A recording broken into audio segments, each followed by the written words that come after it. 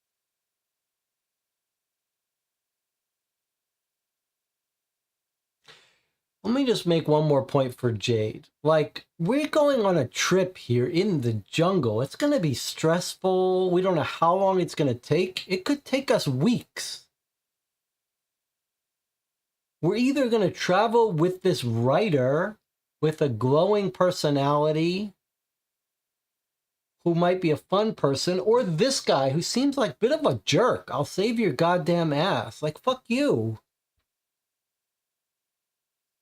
We're paying for this. It's our treasure. How about you know, we don't need this attitude. Even though it's probably true. Probably this is the attitude you want from someone who's going to save you. You do kind of want this confident kind of thing, but we could be in the jungle for weeks. And he doesn't know about the ruins. He just knows how to fight and animals. Debbie is taking this very seriously. And I really can't disagree with anything Debbie says. Debbie says, look, Debbie is saying the really stressful thing is if you take someone who has no idea what they're doing. In reality, she's right. In reality, she's right. But we're kind of in a movie.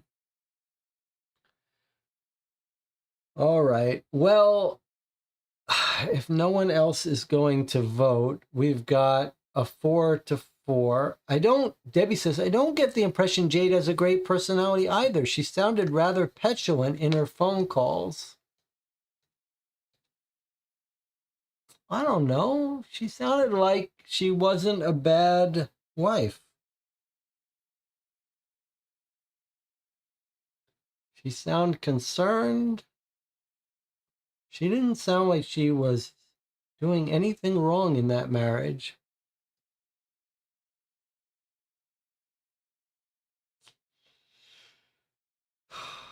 I mean, I didn't pick her to fund our expedition, so give me some credit. I did not choose her. But now that we've got someone funding it, I'm not opposed to bringing her with us. I want her creativity.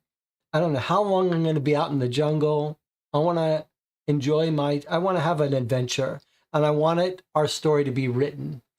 All right, can someone vote by proxy for me for Jade, and let's get this done? She talked me into it. What can I say? I told her she wasn't coming with us. I signed up for Eduardo. She talked me into it over dinner. So it's 5-4. We're telling Jade the good news. She's coming with us. But we're not going to babysit you. You're going to have to pull your own weight, carry your own supplies, and we're going to count on you when it comes to talking to the natives. Here we go. Jade's coming with us. Eduardo Delgado becomes your client. The young politician seems delighted you have made a deal with him. He tells you he used his local contacts to prevent a local police check. Discard cards 68, 69, and 71.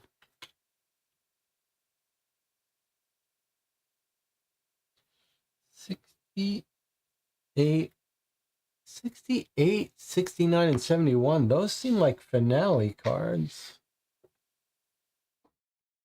68, 69, and 71 are finale cards. So that's why we hired him, because we didn't want to get stopped with the treasure at the end. So it seems like that was a good decision. I like that. We'll check those at the end of the game. Now, Eduardo Delgado used his contacts with police to prevent a check. Enter the number 93 in this space on the map. All right, so it wants us to get our map out.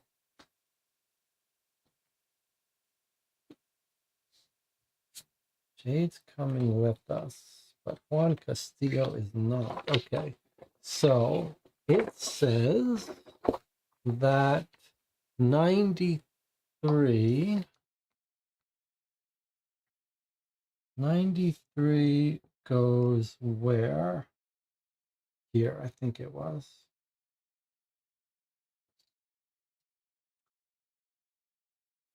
I guess we want, yeah, okay. 93 is there. Okay, so that's right here.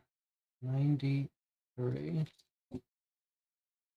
That's next to this village here. We're going to take a break after we do this stuff and then we'll continue. Jade has discovered a script she knows. What does that mean, a script? 84 with 85, and read that entry when you search space 84. Oh no, that doesn't sound right to me. Discovered a script. Okay, so on the 84 place, we're putting 85. All right. Jade is your companion, it says. Enter the number 61 on this space on the map. Where is that? Looks like it's right here.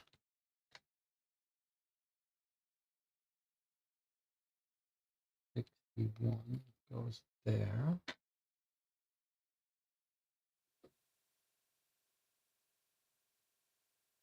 $70 in this space.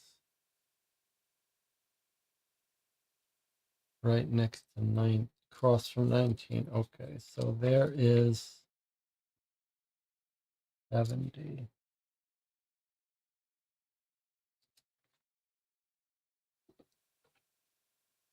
All right, so we filled in these instructions. Was that all from Eduardo? Seems like Jade just did this for us. All right, here we go. Jade is your companion. Jade arrives at your agreed meeting point with what else? A gigantic bag full of books. She fiercely resists your efforts to take all the books away from her. In the end, you agree to let her keep a few volumes for her notes, research, and inspiration. You hope that the ones she has kept contain at least something useful about the treasure. Or at least her next book will be a hit. Discard cards 54 and 55, 57 and 58. Okay. 54 and 55, 57 and 58. Okay, we're going to discard those without looking at them. Now, that's not a good start. But it does seem like proper thing for a movie. Okay, now, instructions for part 2 on the treasure map. Your research has enabled you to locate 3 temples. Your research has enabled you to locate 3 temples in the impassable jungle. You must visit all of these sacred places before you can visit the final temple. You are sure Mosquito is still hot on your heels, so speed is of the essence if you want to reach the treasure before they do. To do this, you will have to find the best route through the jungle. Think about the order in which you want to visit the temples. When you visit a temple, you must first complete it before you can make your way to a new one. In the jungle, you can only move along the marked paths. Swimming through the river is out of the question. Water snakes, leeches, and pathogens make the water a hostile place. You start your expedition in the village, which looks like the southwest here.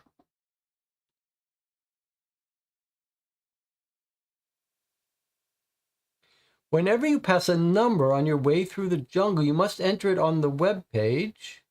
Follow the steps given there. There's usually time lost on the obstacle you just passed, so be careful. The jungle has plenty of unpleasant surprises in store. Now go to the map and start your journey.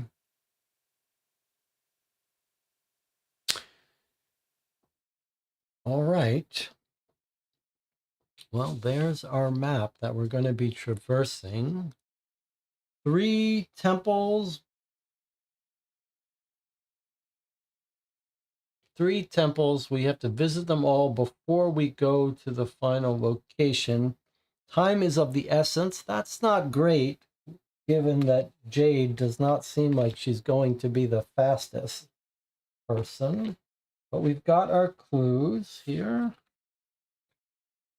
And we've got Jade and Eduardo at home who helped us. Remember, this is not just about the treasure. It's about fortune and fame.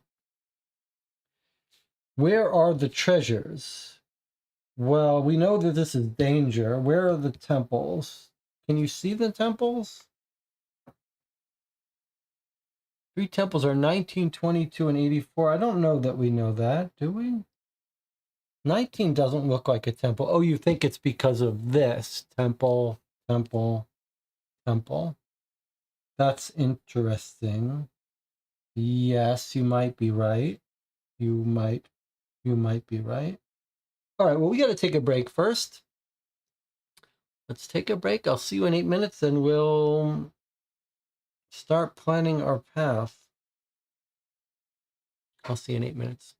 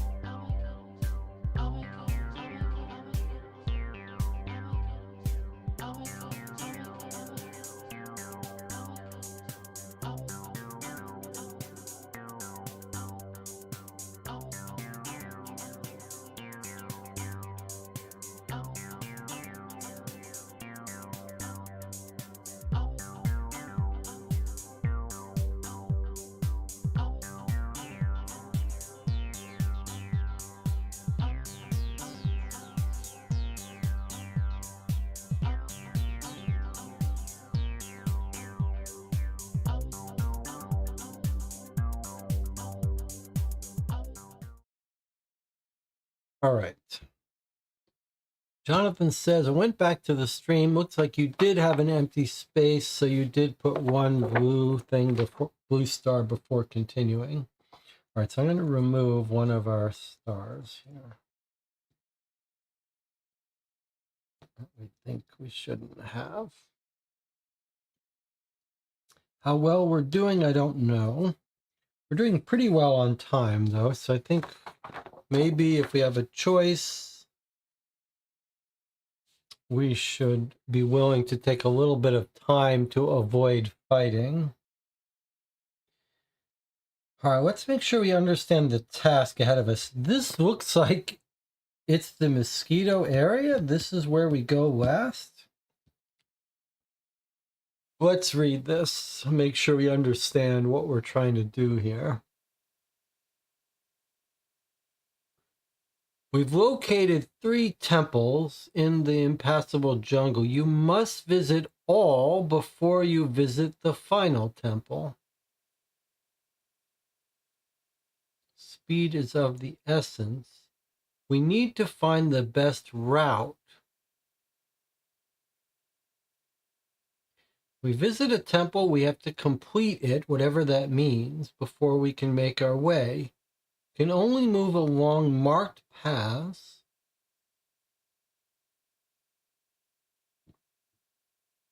Swimming through the rivers out of the question. We start in the village. We have to show us the route. We have to choose the route. Well, hold on before I move along. Jade has books.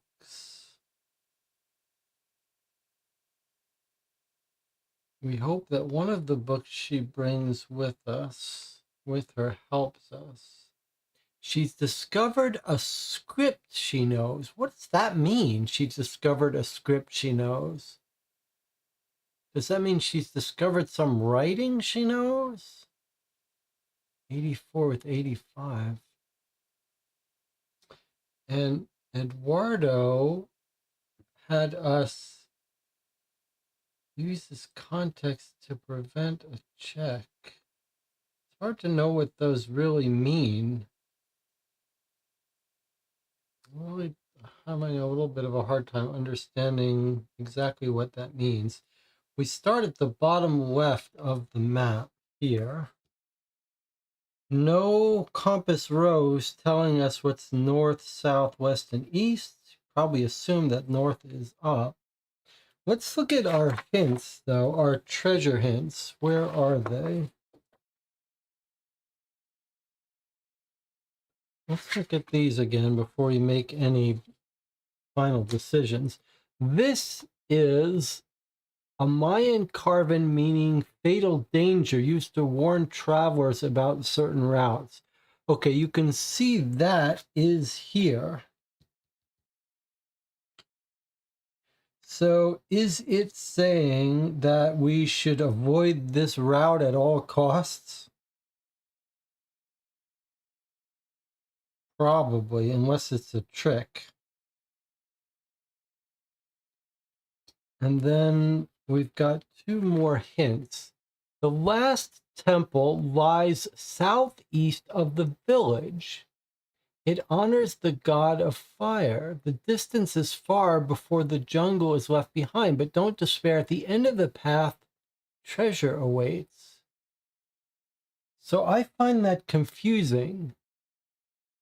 If the last temple is southeast of the village and the village is here, then the last temple is off the map? I don't get that.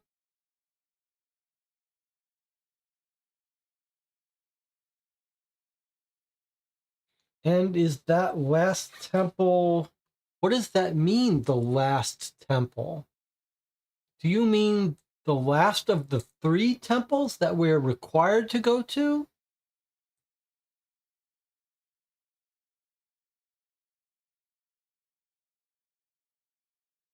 I find that very confusing. And then this is the other hint.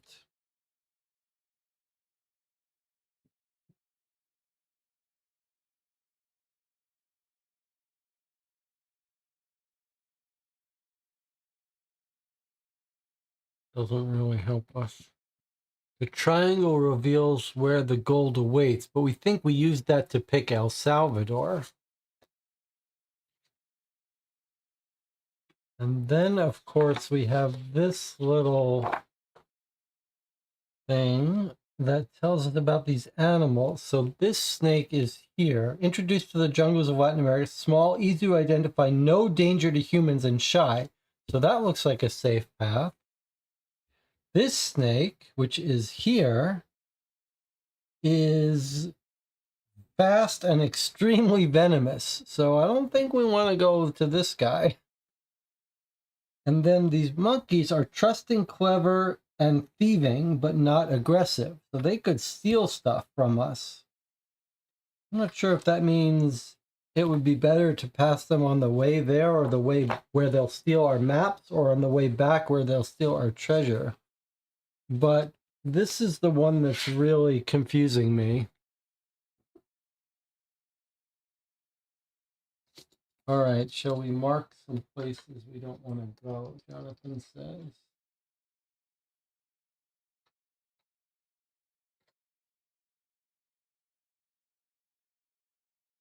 Where are my red stickers? Maybe I'll just use, I don't want to use cubes. I don't have any more red stickers here. I'll just use yellow and mark big X's on them. So we don't want to go to this guy with big venomous snakes. And this jaguar does not seem like a very safe place to go. Water we should avoid. Monkeys are safe. Monkeys are safe. There's more water. This is safe. We don't want to go to this if we can help it. So, I mean, we don't want to go to the water either. What is this a picture of? This looks like a village checkpoint. Oh, that's the checkpoint that Eduardo is helping us avoid. So this is actually safe for us because of Eduardo. But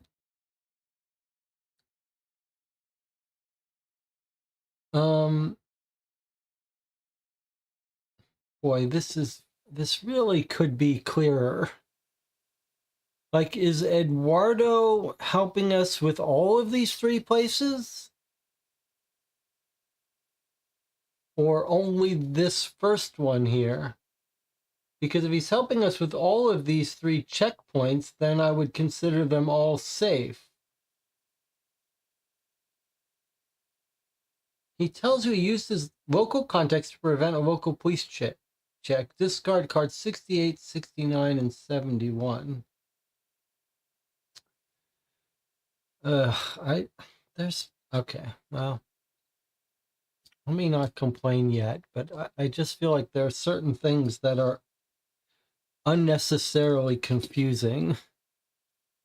Not intentionally, but all right, let's not get hung up on that.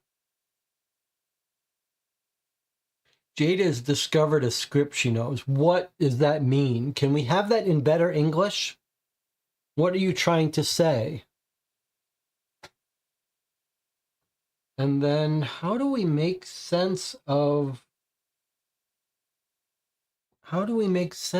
this?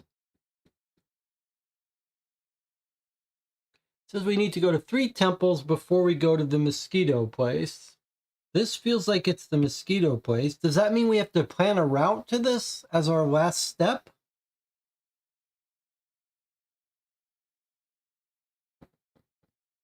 And where are the three temples? Are they here?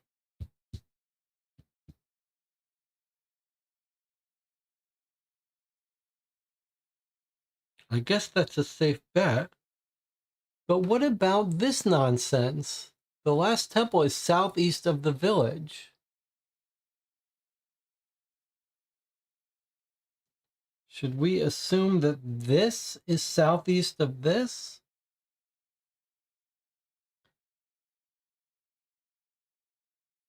And why does it say at the end of the path treasure awaits?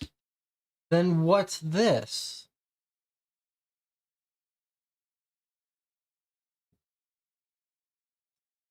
Not only that, this seems to suggest that the final place we want to go is also a temple. So maybe you must visit, there's 3 temples. You must visit all of these before you can visit the final temple. So you're really saying there are 4 temples, 3 of which we have to visit first. So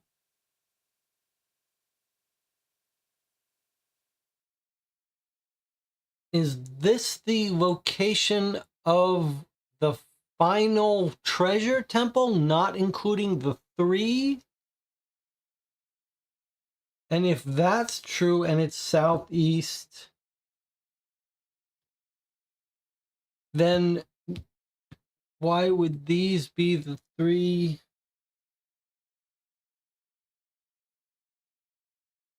Oh, it's really unpleasantly confusing.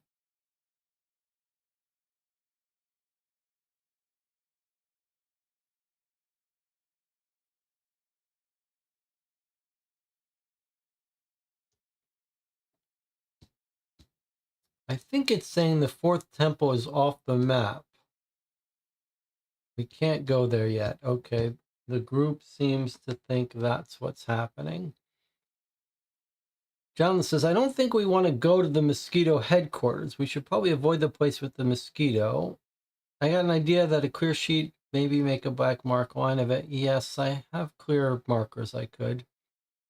Every number you pass on the way to the temple, you're supposed to enter on the website and follow instructions. Yes. I think we're going to get additional clues at each of the 3 starter temples that will give us more information. Maybe as you play, it'll become clear. But yeah, we have to have a plan, though. If we think that these are the 3 temples, that they're spatially laid out for a reason, and we think the final place is southeast, then it might make sense for us to go here last, since we think the final temple is this way. But we don't know if we have to get back out.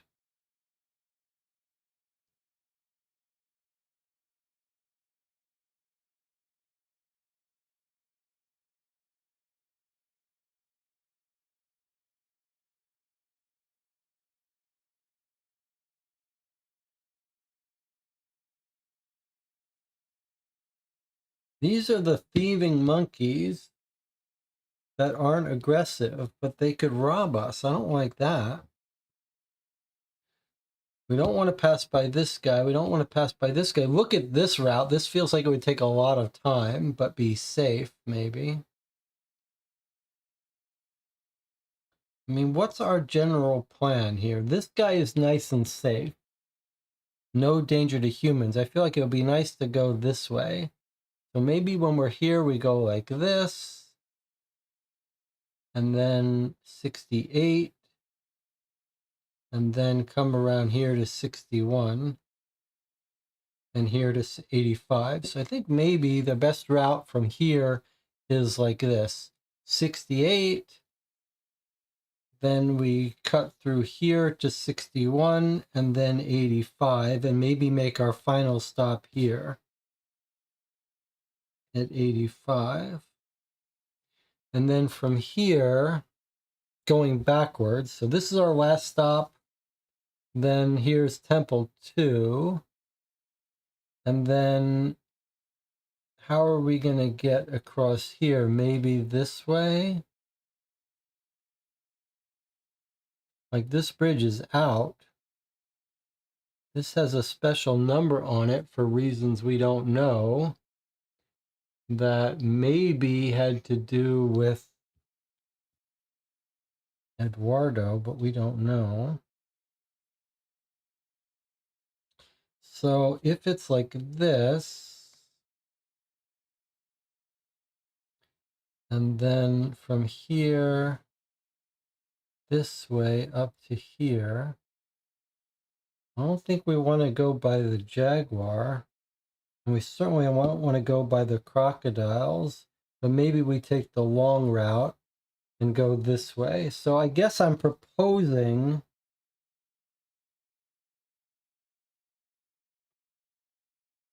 the only thing that I wish I knew is it seems like Eduardo helped us with this checkpoint. But that's a little bit of water. So one way would be to go this way. Go up here, and then back to our starting point. The other way would be to go this way.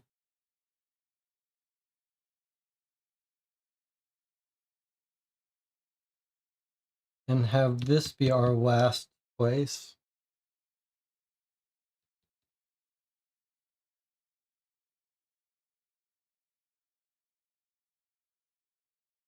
That seems like it would make the most sense, doesn't it? Have this be our last temple because it's near the southeast where we want to eventually go. Since that's where the last temple is.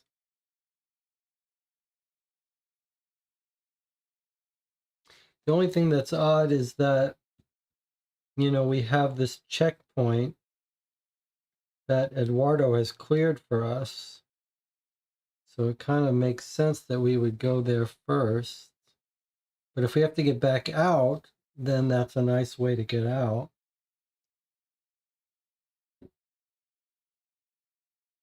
Path to 27 looks more difficult compared to what?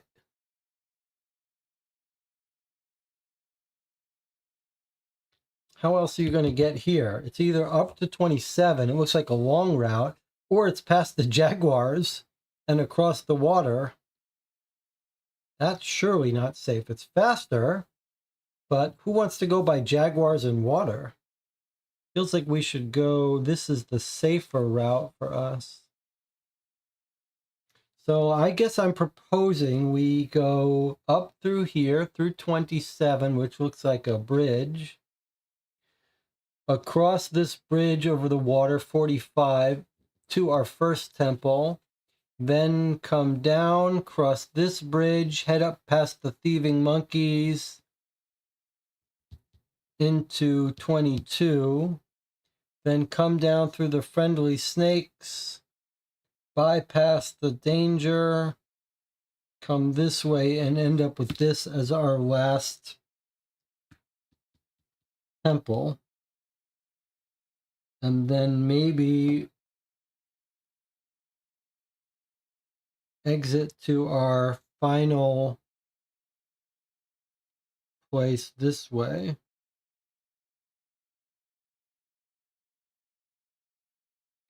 And then maybe we'll do maybe we're going to come home this way.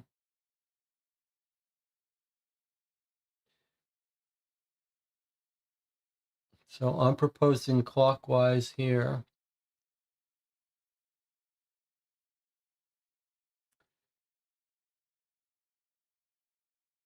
Debbie says, no, go the other direction.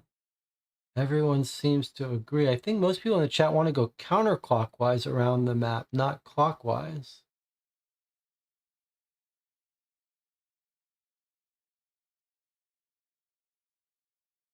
Well, let's just look at that for a second. I'm not opposed to it, but you're basically saying cut through here, walk over this water, which is not that safe, past the thieving monkeys, go to this one, then make our way up here, and then our last temple is here.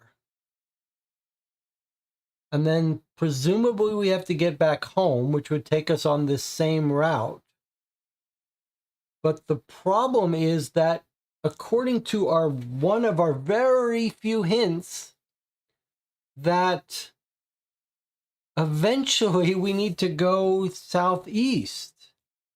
So look at how much extra you're making us go to get to our final treasure. You're having us go all the way around and then all the way down southeast. Whereas I'm suggesting we go here and then we're already here. Doesn't that save us time? I guess it sort of depends whether we ever have to go back to the village. But it just feels like going this way, we have to go all the way around and then all the way southeast and then maybe all the way back out. The non-thieving monkeys are 13. Where do you see non-thieving monkeys? They're all thieving monkeys. All the monkeys are thieving. Thieving monkeys. Oh, I see. These monkeys aren't thieving. These monkeys are a little different. These are the thieving monkeys. Okay, Petiole is wrong. But we don't know about these monkeys. But we do know these shadow monkeys are the thieving ones. These guys might be safe. The only problem is that, like, it told us that we have to be careful about choosing the order. Look. You'll have to find the best route through the jungle. Think about the order you want to visit the temples.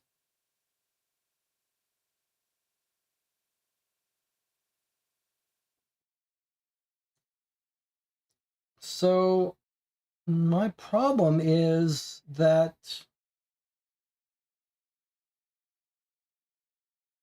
I'm trying to make use of this clue that we're eventually going to have to go southeast. That's assuming north is up. I mean, if north isn't up, all bets are off.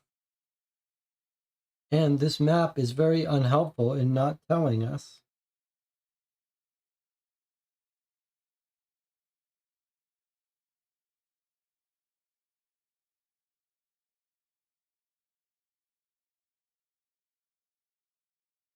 It's a little frustrating.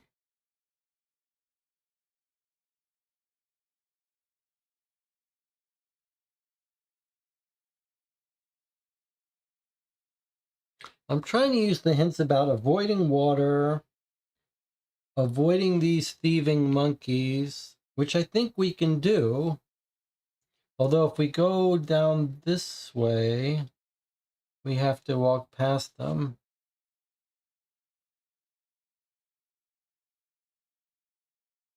I don't know how to avoid going down this way, though. Unless we think we can cross over this giant chasm, which seems unlikely.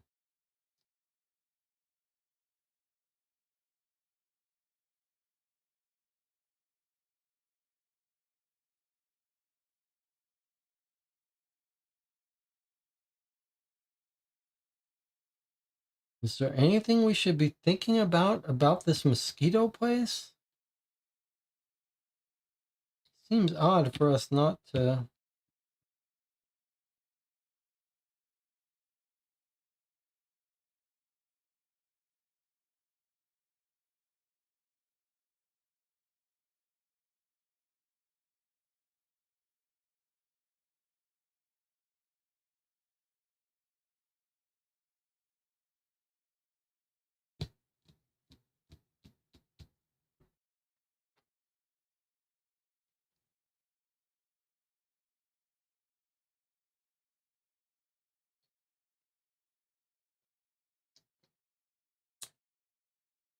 Yeah, I guess we want to avoid it. It's just odd that we know where it is.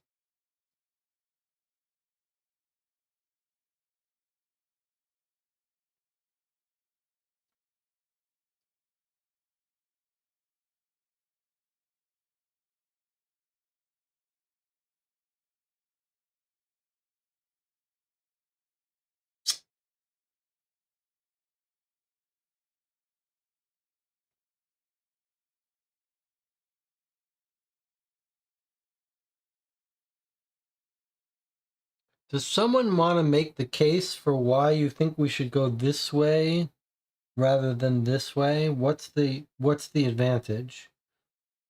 I've laid out why I think it makes sense for us to end up here last, because it's closer to the final temple.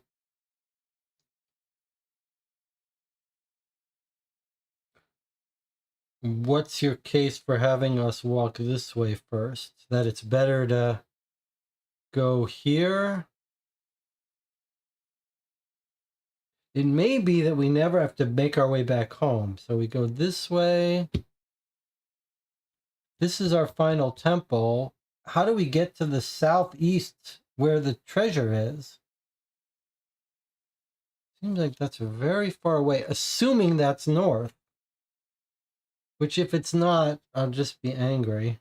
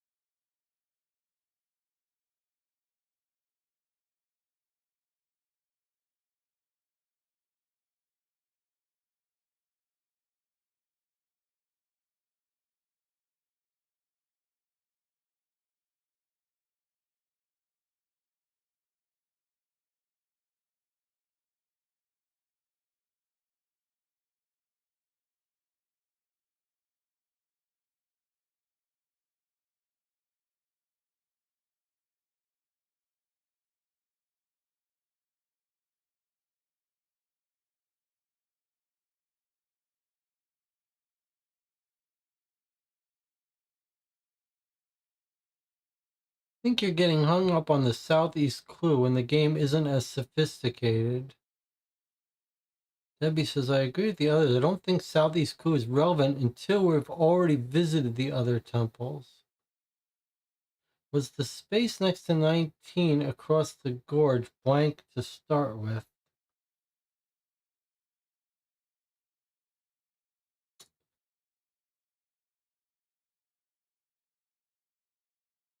Yes, this space was blank, so it was going to get replaced with something. But depending on who you go with, it would get replaced with something else.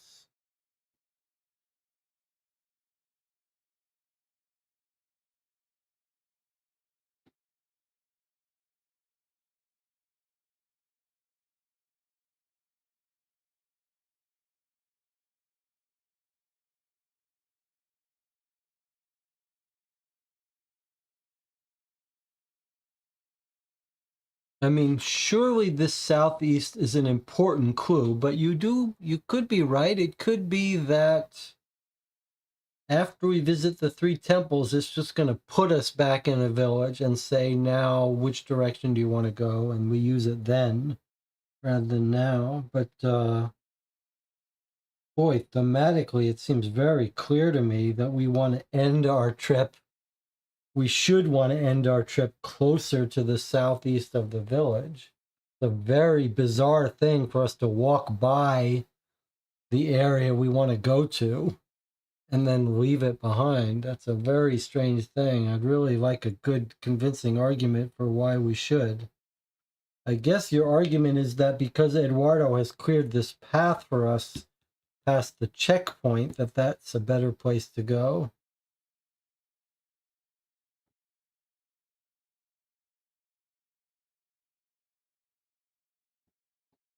I don't love this water. Doesn't look all that safe here. But it doesn't look terrible. Bridges look a little safer, though.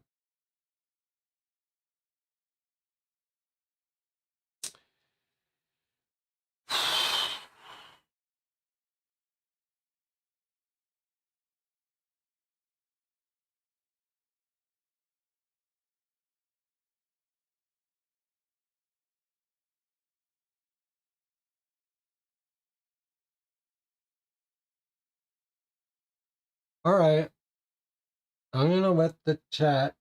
Everyone wants to go counterclockwise. We're going to go counterclockwise and we'll see if it backfires on us, and then I'll do some complaining if so. So it sounds like the group wants to go this route, 93, then walk across this, not really a bridge. We got to walk across these poles here, past these monkeys that we don't know what they're like, but they're probably harmless. And then we're going to hit this first. Then we're going to come around here. And probably we could take this way, which is safe and long, or try to come up past these friendly snakes and then into here. And then from here, we're either going to try to cross here, which I don't see how we could, in which case we're going to have to come back through the thieving monkeys and cross this bridge here on our way up to here. And then either the game's going to say you're done, or we're going to have to come up this way in the end. Or we could try backing up, I guess.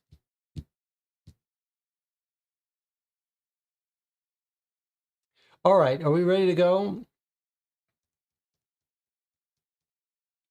All right, let's do it.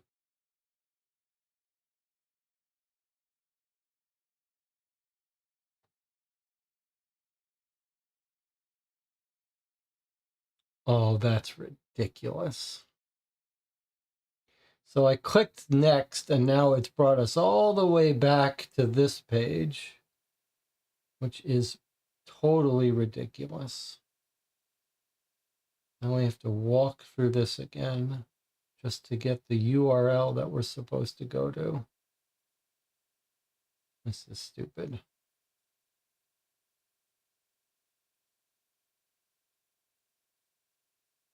All right, so we did all this, and now God help you if you click submit. So instead, we have to, for some reason, this isn't a link. So we select it and click copy, or maybe we can select it and click open. All right, you must follow the marked paths and trails at all times. You start your journey in the village. If you reach a number on your journey, you must enter it below. You will then be shown a text about the event and the number. You cannot skip any numbers. You cannot swim. Okay, the number for your current location on the map. All right, so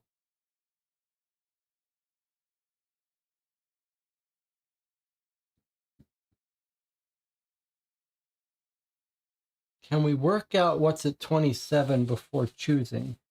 27 just looks like a path in the jungle. I'm not sure.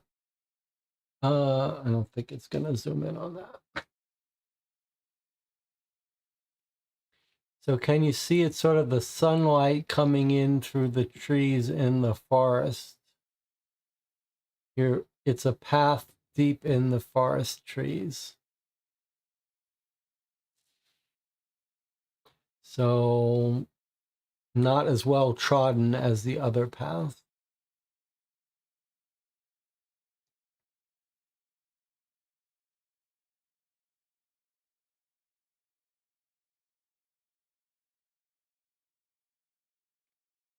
If you follow past twice, you must repeat the event every time you pass. Okay, so we can back up if we wanted to. Okay, Debbie says that might change the calculation. Maybe 27 is better. I don't understand what you're trying to say. What makes it better? Anything. Soul says maybe it is saying you have to go back. So in other words, if we go counterclockwise, maybe we're going to have to go all the way back and then go through here again. We don't really know.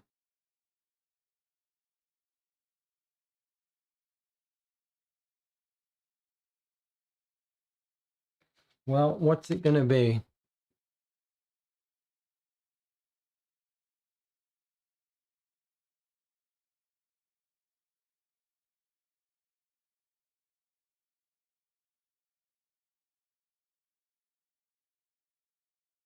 Counterclockwise or clockwise?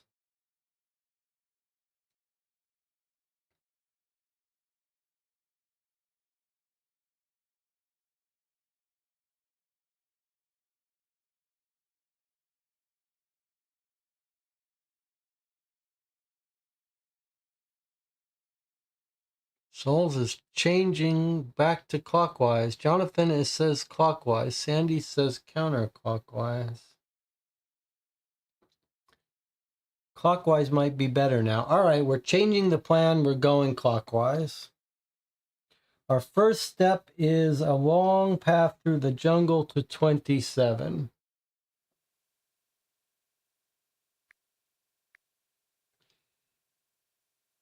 Ugh, that's terrible. You laboriously fight your way through the impenetrable undergrowth of the jungle. Every step requires strength and endurance as the dense plants and roots block your path. Your progress is exhausting, time-consuming, and you can feel the physical exertion in every muscle. You lose to time.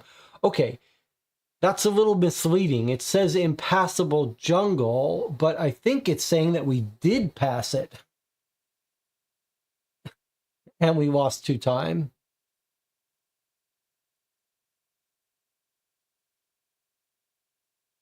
And now it wants me to click submit. Does it really want me to click submit, or is this one of these tricks? And is this impassable, or did we just pass it?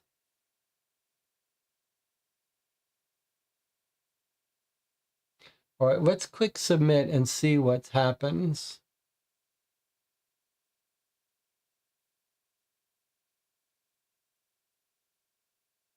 Where are we now? Have we passed it? I really feel like this game didn't quite get finished properly. Whoops, that's not a star we're supposed to get. We're supposed to get 2 time. I mean, I'm going to put it in again because it's clearly not keeping track of this.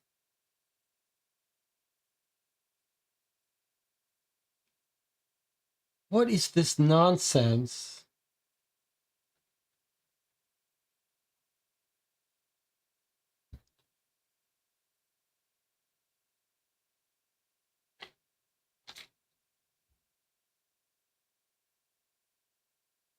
It says we fought our way through it, but it also says it's impassable. All right, we're going to assume that we went through it.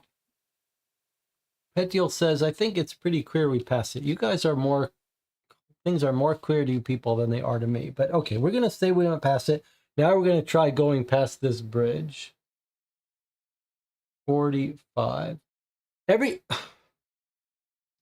So look, as soon as I hit the 5 here, it pops out something. Suspension bridge. You bravely set off on the rickety old suspension bridge that hovers high above the raging river. The bridge creaks and sways with every step you take, but you carefully put one foot in front of the other. With each step, you get closer to the other side, feeling alive and free. Okay. Why is there a submit button? If I click submit, what happens? All right, well, we went to 27. It took us a long time, but we knew that. Then we went over 45. We seemed to survive that. Now we're going to 19. Here we go. 1-9. Location L, Gorge of the River Song. Lay out location L, Gorge of the River Song, and complete it. If this is the 3rd temple you have been to, enter 15 as soon as you have completed this location.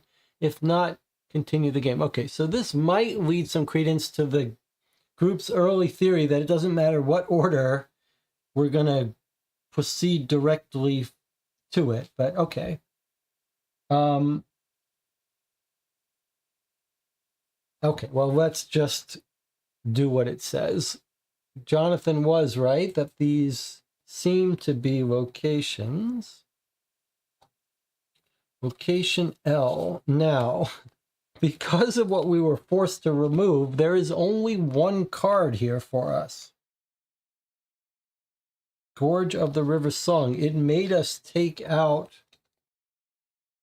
some other cards. So let's see what happens when we turn this over. Let's look at it first. You can see I'm a little angry at this game at this point, but all right, we're going to push through because this is very cool. Okay, what have we got here? We've got something that looks like LLA or something, and it's lots of water. Looks like we're at a water temple of some sort. Okay, here we go. The path has led you to a gorge. Along this gorge, you discover a temple of indescribable beauty surrounded by small waterfalls. Just as you enter into the ancient walls, an earthquake shakes the ground you're standing on. What was a small crack in the stone slabs of the temple is a gaping abyss seconds later. Jumping over the growing gap with your equipment on your back is out of the question. You have to throw the equipment to the other side. Take 10 of the cards you have already discarded. Place the open game box on the further edge of the table. Move your chair a body length 5 to 6 feet away. Your goal is to throw as many of the 10 cards into the box as possible. You are not allowed to touch the box. You are not allowed to leave your position. If you're playing in a team, divide the cards among the players as you wish. Each person must throw at least one card. When you finish, count all the cards that landed in the box and enter the result on the code page. Okay, that's kind of insane, but let's try to follow the rules here. All right, so what am I doing here? I am putting the open box on the furthest edge of the table. I'm going to put it there on the furthest edge of the table, but you can't see it. Okay, let's put it where you can at least see it a little bit. Take the card, 10 of the cards we discarded. 1, 2, 3, 4, 5, 6, 7, 8, 9, 10. All right, here's 10 of the cards. And now it wants me to go 5 to 6 feet away. That is very far. Okay, here we go.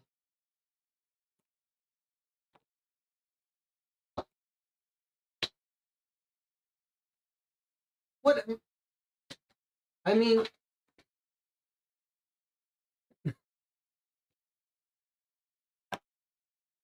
okay.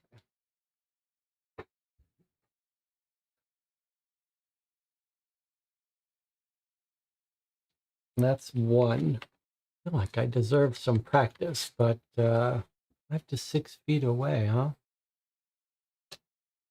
All right, well, one card went in. Let's see what it tells us we should do. Let me close some of these pages. I apologize. I did my best. At least I got one in. 10% of them went in. Okay, so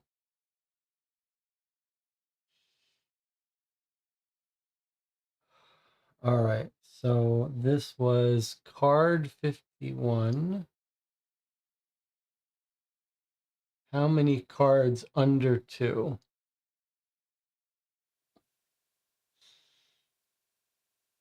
Much of the equipment is lost. Unfortunately, neither throwing nor aiming are among your strengths, so a rather alarming portion of your equipment has fallen into the abyss, but you've made do with less, and at least your pack is a lot lighter now. On the other side of the rift, the usual awaits you, a pit full of snakes, rolling giant stones, axes swinging out of the wall, and so on. One sweaty hour later, you hold a small statue made of solid gold in your hands and continue on your way. So it sounds like if we had gotten more, we probably would have gotten a star.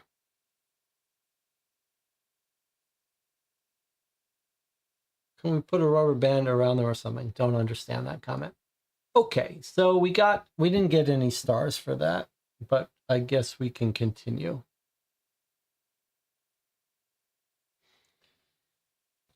Well, we made it past one temple.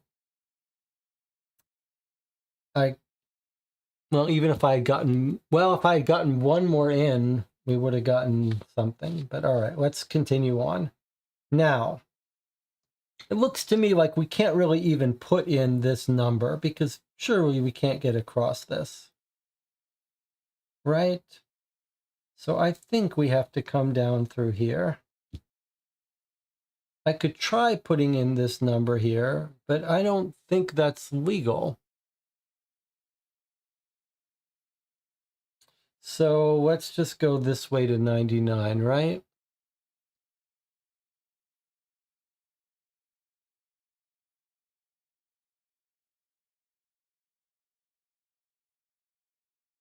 Okay, 99.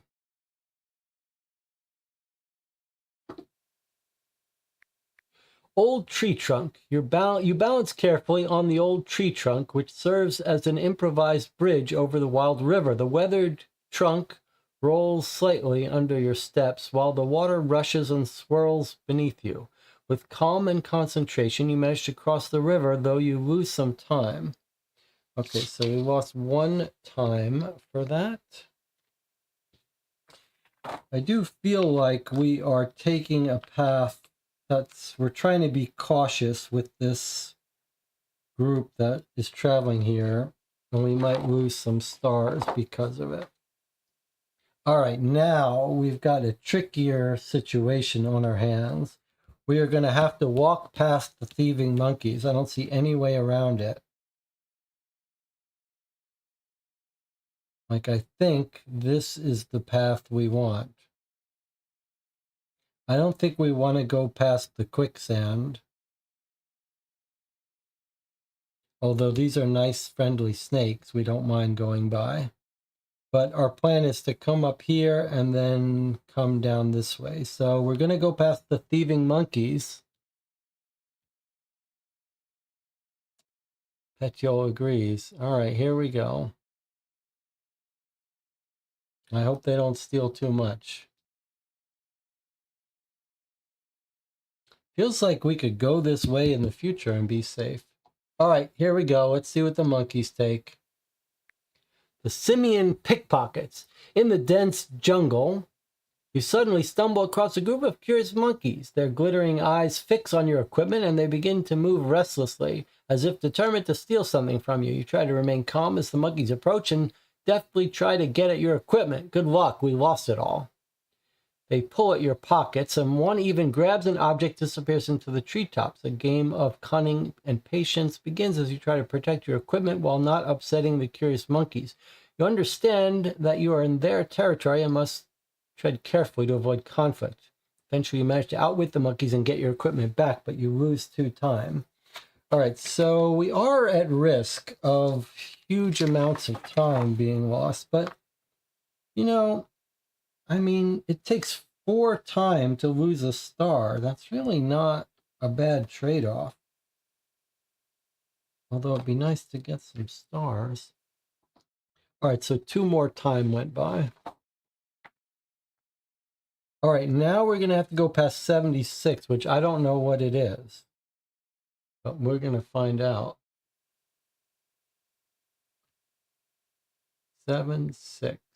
The old campsite. Amidst karst and trees, you discover an abandoned campsite that has been swallowed up by time. Among the remains of old tents and rusty cooking utensils, you find some well-preserved pieces of equipment, including a sturdy frying pan. You seize the opportunity and take the equipment with you. You get 1 star. All right, we got some of our equipment back by going to the camping site. Now we know we should be looking for good archaeological places where we might get some good stuff.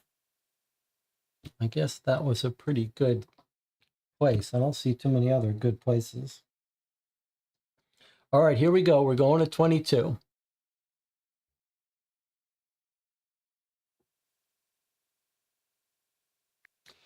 Location K, Stairway to Heaven. Lay out location K, Stairway to Heaven, and complete it. This is the 3rd temple. Okay. Now I want you to notice something. It's telling us to enter a different final number depending on where we are when we finish the last temple. So that feels to me like it's good that we're ending up down here in the end. Location K. Okay, here we go. Our second of 2 temples And another one that we may only have one card for. All right, let's look at the Stairway to Heaven. More glyphs that we don't really understand. I hope you're not afraid of heights. Here we go.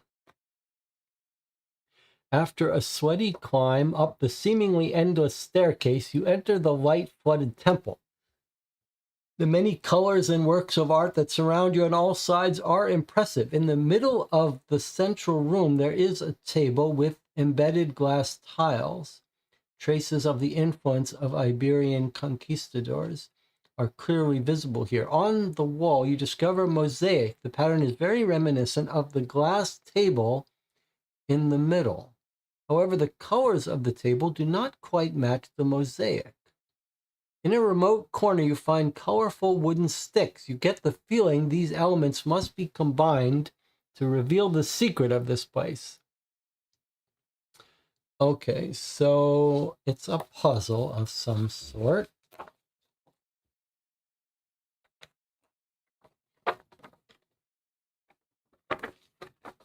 It looks kind of tricky, to be honest.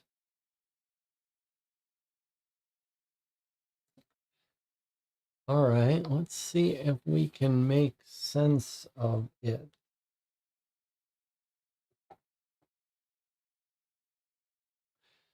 So what are we looking at? Well, first let's go and see what form the answer is in. So it's envelope 10. In which holes of the table must the rods be inserted? So we've got 5 bars that can go into different holes. All right, let's take another look at this. 5 bars that are going to get slotted into A, B, C, D, E, or F, G, H, I, J. You can see the light is shining down through. The light is shining down, but the color at this corner is not, almost all the colors are matching, but this one has turned yellow. Is it coming through? Are we trying to recreate this? Let's read this again. On the wall is a mosaic, which is this. It doesn't quite match the table mosaic. So it feels like we're trying to match the wall mosaic by changing colors.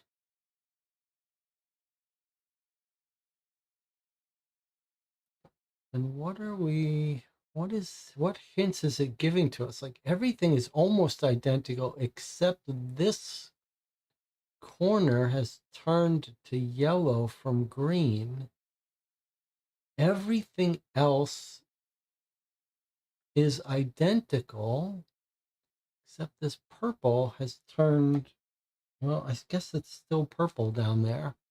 Why is everything identical shining through except this one is turned into a yellow, unless that's just an optical illusion and it's really meant to be green.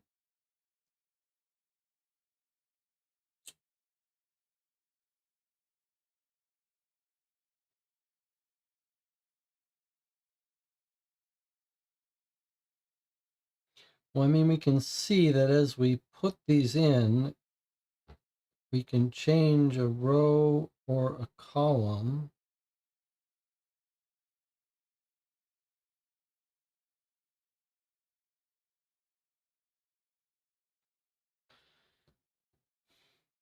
Maybe this is supposed to be green and it's just showing us that light passes through them and combines. So I guess if we want to reproduce this here, we want to turn these to red, this to green, this to blue, this to purple, purple, purple, purple, orange, orange, orange, orange, green, right? That's the idea. So I gotta say, this is a little unpleasant, but all right. So if that's right, then this we want to leave alone. We have to put all 5 bars on. This we want to leave alone. This we want to turn purple, orange, purple. So we'd like a red here and a red here. And leave the rest alone. What happens with red and purple, though? So what if we shove this one in here? That turns this to orange and this to purple, which is what we want. And then this one, we'd need another blue in, which we don't have. Oh, yes, we do, right?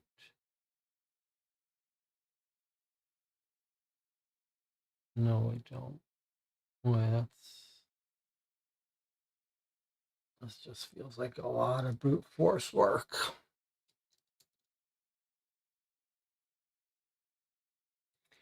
It feels like this 4 should go into B. Let me just, I guess, try to do some of this intuitively and then work it out. So 4 goes in B, and we assume a white doesn't change the color. Not sure why we should believe that, but if so, it changes this purple, this orange, and maybe leaves this purple as is when we add a red to it, but maybe it needs a blue, which we have no way of doing.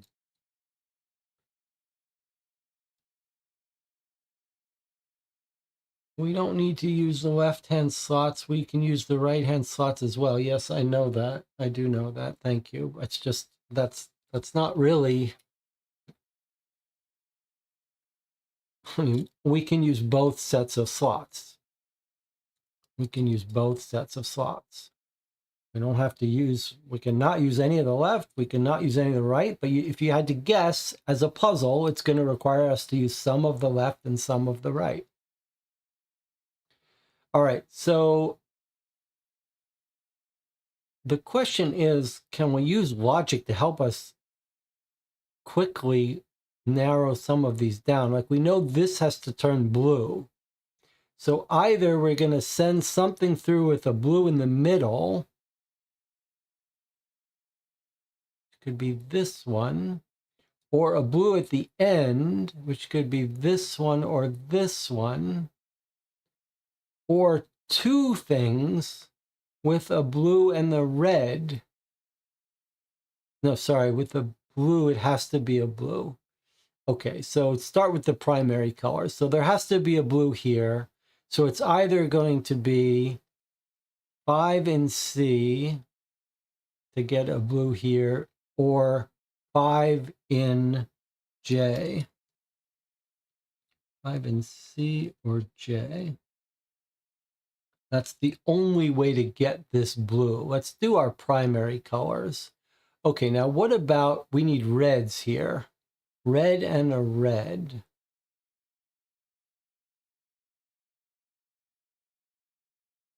Red and a red. So we could either put our 4 here. That would turn these red. Or we could put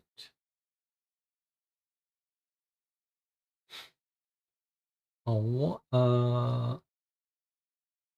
a 2 here, but then we have no other way to get this red. Unless we put the 5 here to get this red and the 6. This is really pretty annoying. All right, let me just relax. Let's take a break for 8 minutes, and then we'll come back and spend an hour trying all the permutations until we get it. You can see how pleased that makes me feel to look forward to that. I'll see you in 8 minutes.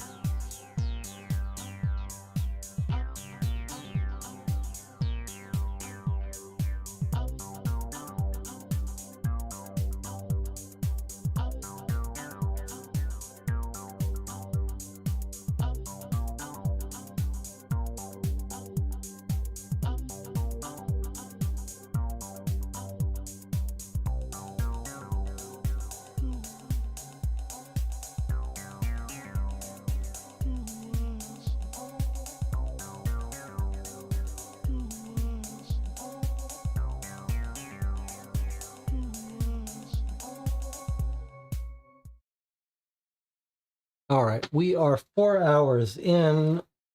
I can feel myself getting a little testy. Petiole, I'm happy to have the channel solve this. Petiole thinks she's got a solution.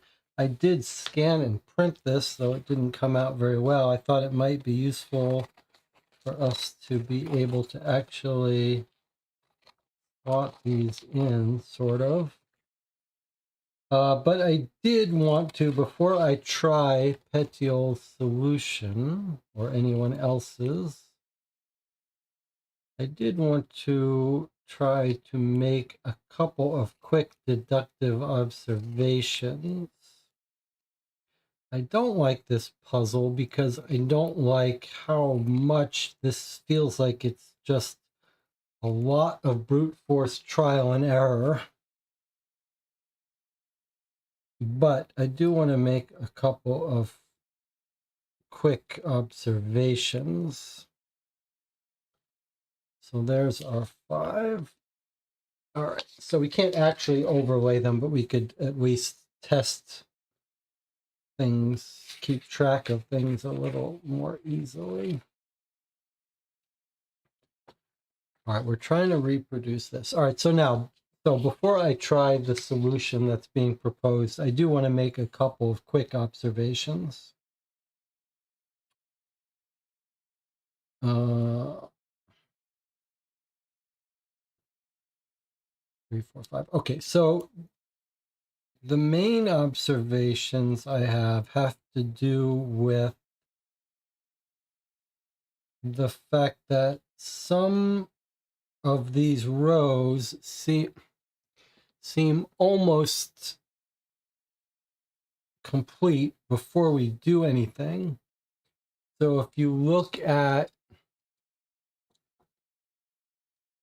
the outside, like look at this is already fully complete and this is fully complete. It would be very unusual to put a stick in here and then have to undo all of the changes it makes.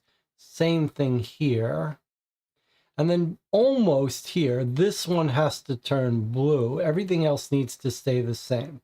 So I think it's very likely that nothing will go in A. Nothing will go in F. And nothing will go in J. So that's 3 of 10 probably don't have anything going into them. And then if we look at this one where only this has to change to a blue, it seems very likely, well, it has to be something that ends in blue. So that's either the 5 or the 1. And whatever goes in here has to change this to an orange, would have to be a yellow. So blue and yellow. So I think we're looking at 5 in C.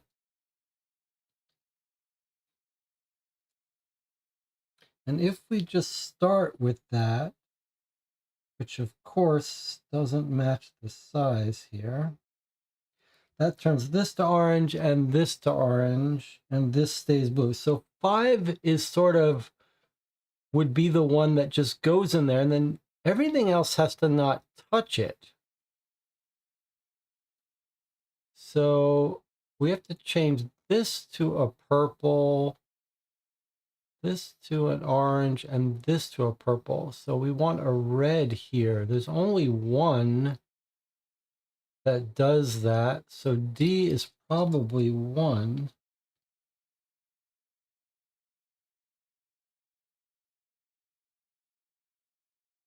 That would change that to a purple.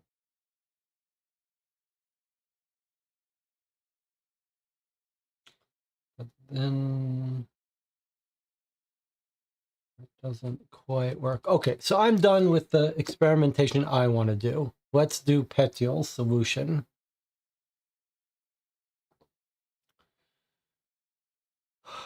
Okay, so Pétiol says 1 into E, which is what I did. 2 into H.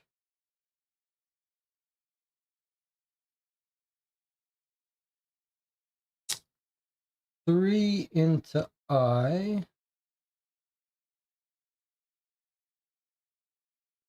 And then 5 into C, which is what I said. Okay, so my quick and dirty fast solutions were right about 5 in C and 1 in D.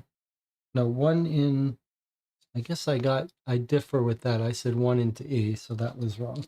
Okay, doesn't matter. Do not need to spend more time on this. This is just pure unpleasantness from my perspective. All right, so Pétiol says 1 into E.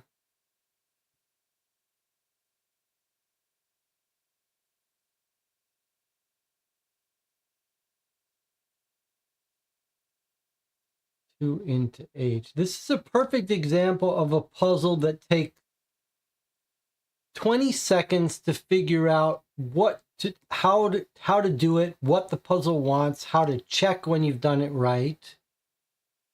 And then a half hour, well, I guess Pétiol didn't take a half hour, but just unpleasant to go through all the motions. But Pétiol apparently likes it. She says, funny how something can be unpleasant, busy work to one brain, totally pleasant, intuitive puzzle to another. Okay, well, Pétiol figured it out. All right, maybe I shouldn't be so Maybe I shouldn't be so categorical about saying when something isn't fun. All right, 1E, 2H, 3I, 4D, 5C. I can't even check it here. It's too painful to try to keep track of it. You'd have to write it down to even run it. You push the last rod into position, and for a brief moment, the correct pattern is visible on the floor. Then the table sinks into the floor with a loud grinding sounds, revealing a secret room. Inside, you find a small sculpture made of pure gold. You put it away, you get a star. You may now leave the temple and continue your journey on the treasure map. All right, great work to Petiole. And my quick and dirty solutions were actually wrong. Well, the first one was right. The second one was wrong. All right, so we got a star for that.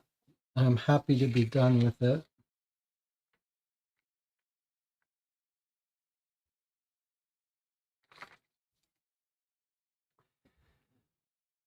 Good work to Petiole. Okay, so that was 22. And now we need to make our way to the third temple. Now, what we agreed was we could take this long route. It feels like that would just eat up lots of time, but probably be safe.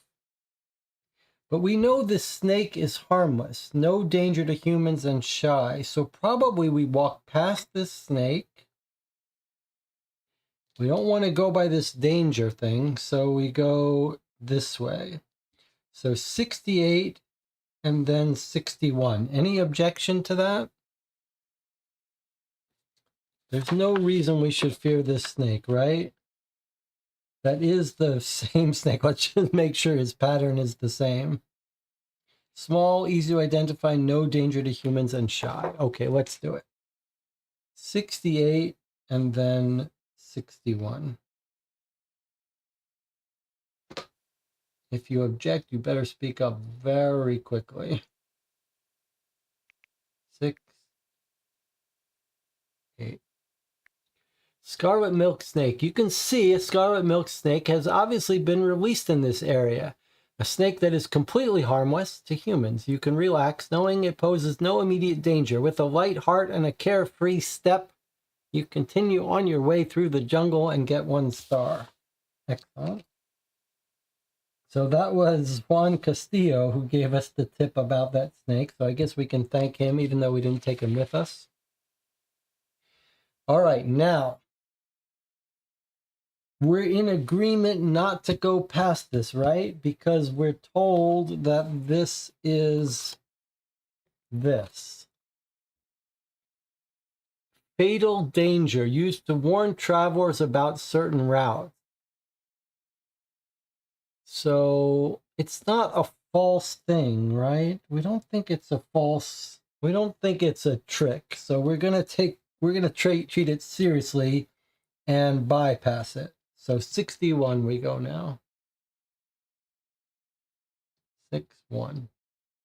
Ambushed with Jade. Uh-oh. A dangerous encounter with Mosquito awaits you in the dense thicket of the jungle. This attack came suddenly and unexpectedly. Shots whip through the air. Jade panics. Without thinking, she runs into the jungle. You follow her as the tangle of leaves and branches make your escape difficult. Now, in the heart of the impenetrable jungle, the persistent fear of your pursuers keeps you on high alert. Every shadow, every rustle of leaves triggers tense anticipation in you. You keep an eye out for signs of them and continue on your way with growing wariness.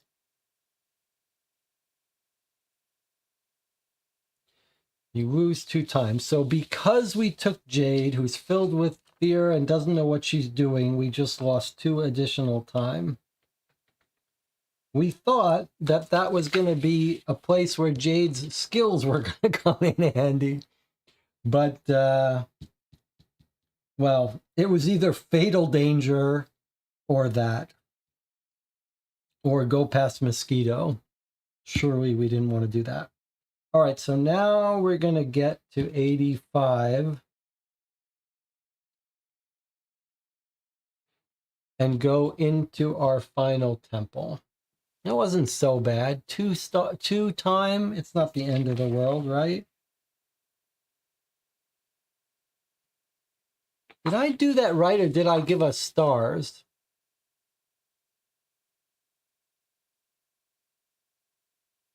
Did everyone see me put the things here? I feel like I may have given us stars instead of this. I better stop here and get some feedback, because I feel like we already had time. I need someone to tell me whether I added stars or time.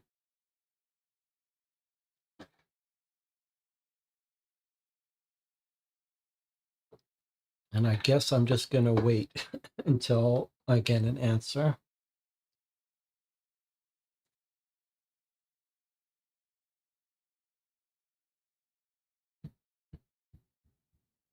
Okay, I need a real answer.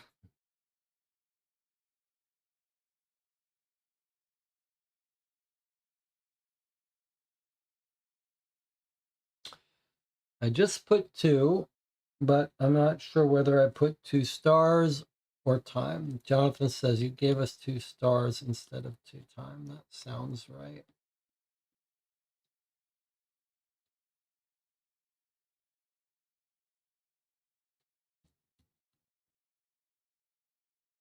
That is doubly cheating.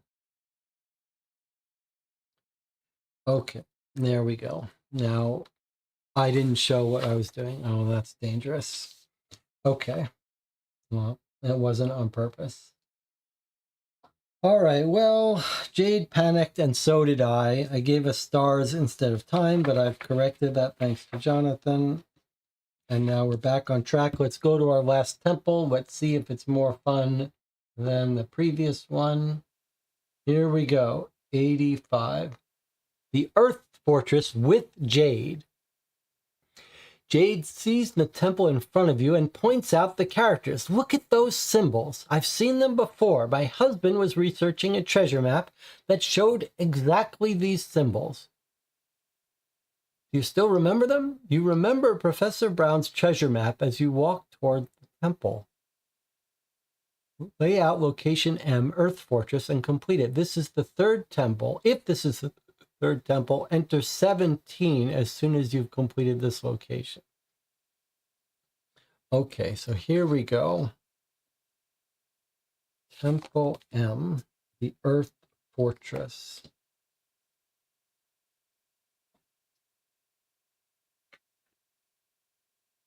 All right, what are we looking at here?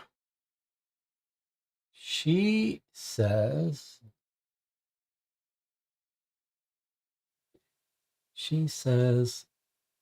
I've seen them before. My husband was researching a treasure map that showed exactly these symbols. Do you still remember them? You remember his treasure map as you walk towards the temple.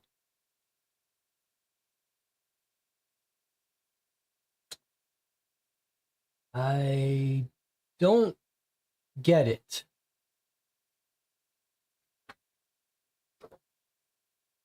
I don't get it. It seems like we're now getting the generic location. So this is the clue that Jade is giving us, that we've seen these before. And then it says we do remember the treasure map. Does the channel remember the treasure map and symbols? I guess I'm going to flip this card, but I'm a little bit confused about what it's trying to tell us here.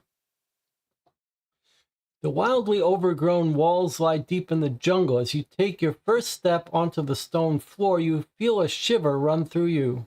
Your intuition warns you of possible dangers, which is why you pause to examine your surroundings more closely. You discover tiles on the floor and various glyphs, some of which are unknown to you.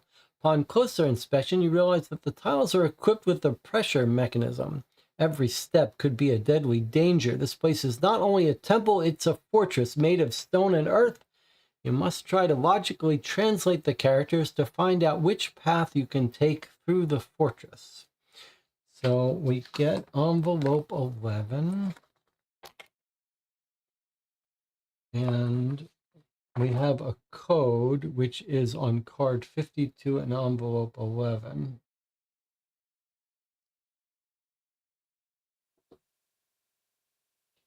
So envelope 11.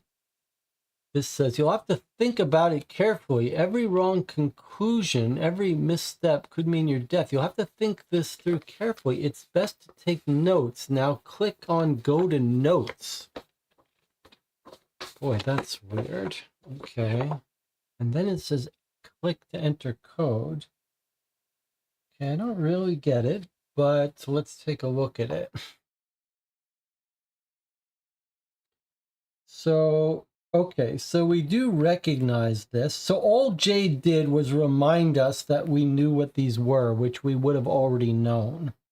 That's cactus, snake, and eagle.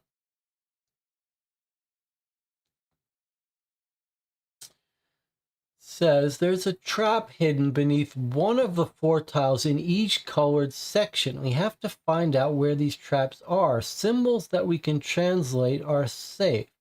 The eagle is between the fish and the heart. No animal is on the jaguar's line of sight. The river is not next to any animals. So it looks like we have to guess what animals would be here. The eagle is between the fish and the heart. So one of these is fish, one of these is heart. No animal is at the jaguar's line of sight. Fish and heart. If the fish was here, the jaguar couldn't be here, or here, or here, or here, or here. So that doesn't really work. So heart, fish. Heart, fish. Could have jaguar here. He doesn't see. He sees a heart, he sees cactus, and he sees something else. I guess maybe we should look at our notes. It's going to give us a list of other animals, maybe? Go to notes.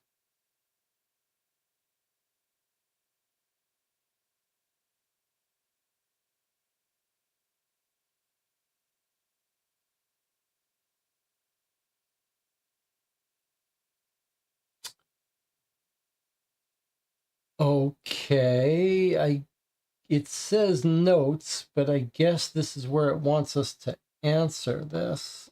Let us put some stickers and write it out. I guess it sounds like we can, through constraints,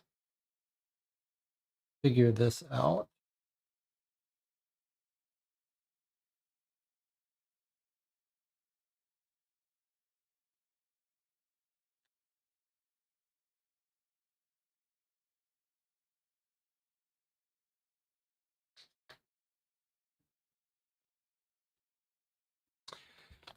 So we're looking for fish, jaguar, heart, and river. That's the items we have to stick. That's the animals we have to stick in here, the symbols, and the rest are trapped. So, all right, well, this kind of puzzle I do enjoy. So here we go. Fish, jaguar, heart, and river. 1, 2, 3, 4. 1, 2, 3, 4. And then there's, on each level, there's one trap. Okay, fine. Now, the eagle is between the fish and the heart, or the heart and the fish. We know this is either fish or heart, heart or fish. Now, that means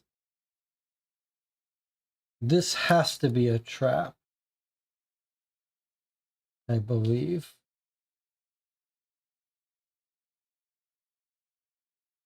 Then we have jaguar and river.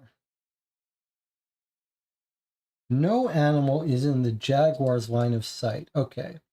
So if the jaguar was here, the fish would have to, the heart would have to be here, and the cactus is here. That's fine. So a jaguar can be here. A jaguar can't be here because he sees the snake. Can't be here, he sees the snake. He can't be here, he sees the snake. So jaguar has to be here. The heart has to be here. The fish has to be here. That means a trap has to be here. Lastly, the river is not next to any animal. So the river can't be here. The river has to be here. That means a trap has to be here.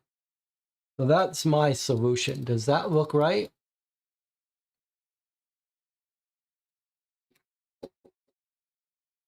The eagle is between the fish and the heart. The jaguar can't see any animals. He sees a heart, a trap, and cactus.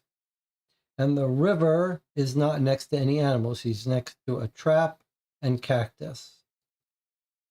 I believe that that's the only consistent solution. So if we switch now to notes,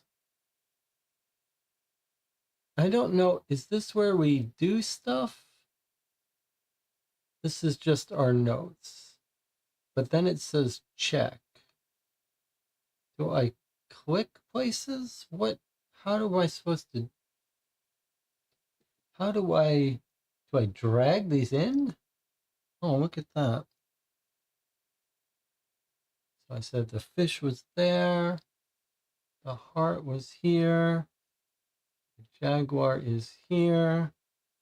There's a trap here. The river is here and a trap is here. Okay, so that's my answer. Fish, trap, heart, jaguar, trap, river, trap. Okay, so now we click check and see what happens. You are sure you've done everything correctly. You venture safely into the labyrinth and it doesn't take long to find a golden statue. You receive 1 star as indicated below. You may now leave the temple. All right, well, that was at least pretty painless. Let's give ourselves a star. Hopefully we haven't messed up too much of this. Now notice that we could eat, sorry, I should have showed you that. I gave us the star. We could eat 3 more times before we pay any penalty. So maybe we should go slowly here. But we've now completed the last temple. And the game had instructions for us. If this is the last temple, enter 17. If this is the 3rd temple. Okay, so now we're going to 17 here. Here we go. 1-7. The best path to the final temple. It's not far to the 4th and final temple, which contains the legendary treasure of Mosquito. You're really glad you went to this temple last. Having to trek through the whole jungle from one of the other temples now would have been a real slog. You feel your steps getting lighter, and the anticipation makes you feel like you're floating across the jungle floor. You get 1 star. Now, we're going to pause to have everyone say I was right. Let's bask in the glory. Good call, Jesse. Jesse feels vindicated. Jesse was right. Thank you.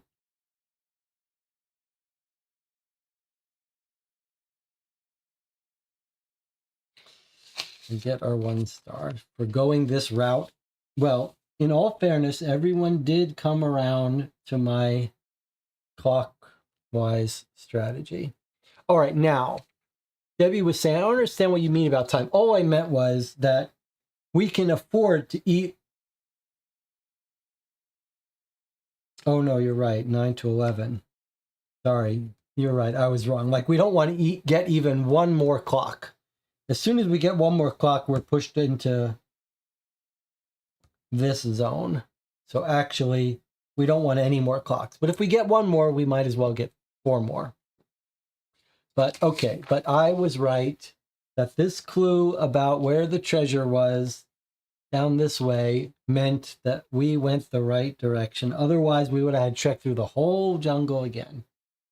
All right, phew, I did one thing right here.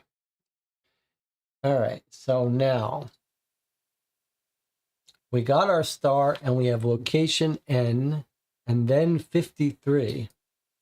Okay, so let's get out location N and then 53. Okay, wow, location N is huge. It's like 10 plus cards. And 1, 2, 3, 4, 5, 6, 7, 8, 9, 10, 11. We've never seen a location with so many cards. Seems like we don't need this anymore. And we have, the game has made us get rid of some of the location N cards. All right, here we go. I hope everyone has their coffee.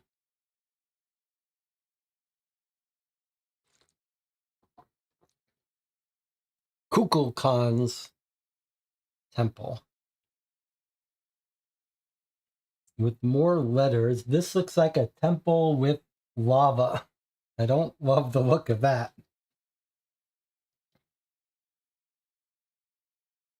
This looks dangerous. I hope Jade is ready to pull her weight. Okay. What happened if we landed on 15 or 16? We will try that in the end. All right, here we go. It probably would have just would have made us eat up more time, that's all. A steady stream of lava pours out of the various openings of the temple. Sweat runs down your back. Your hands are dirty and damp as you push through the branches of the jungle and approach the temple. This must be the temple you've been searching for. You can almost feel your proximity to the treasure. The temple exudes a powerful aura of danger. The perfect place for the conquistadors to hide their treasure all those centuries ago. But as you greedily hasten across the last few meters to the temple, you realize someone has been waiting for you.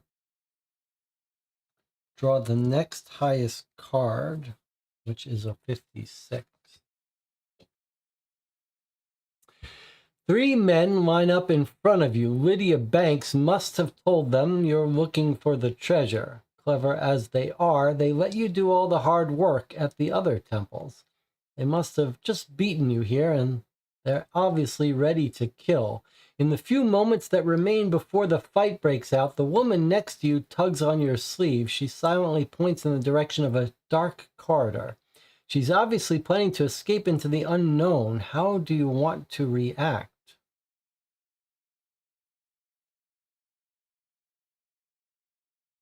Surely we can't fight this group of 3 men with Jade making a run for it. She's got a dark corridor. She knows the temples a bit. I think she's not escaping. She's just we're gonna run around them. Jonathan says, will Jade redeem herself? So we're gonna trust her. Petiel says, we gotta trust Jade. Give her a chance to be of use. Jonathan wonders, will Jade redeem herself? Debbie says, we know Jade is bad at fighting. Not much choice here. Okay, here we go. We're going to trust her and run. We're trusting Jade. We picked someone we could trust. She's not great in a fight, but we do completely trust her. Debbie says, I hope she redeems herself. This is the part where Juan would save our ass. Yes, he would. But we don't have Juan, so here we go. We're trusting her and running.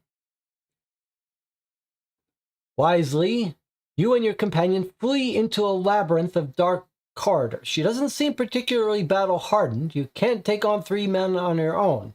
As you stumble through dark corridors, you hope you can lose Mosquito. Your accomplice carefully examines the walls of the temple. There are depictions of Hunrakan, A Maya god of fire and storms everywhere. She navigates safely through the temple by following his image.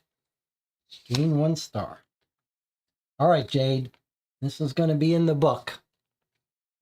So we get rid of card 60 and draw the next highest card, 61.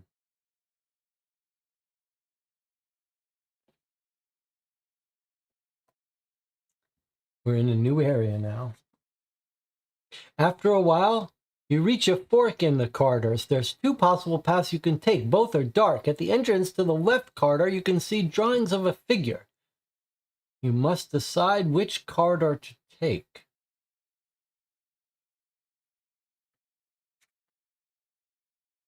How are we supposed to decide this?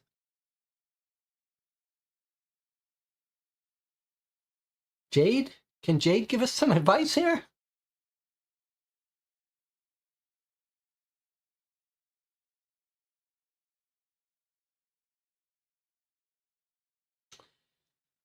The entrance to the left corridor, you can see drawings of a figure. You must decide what to do.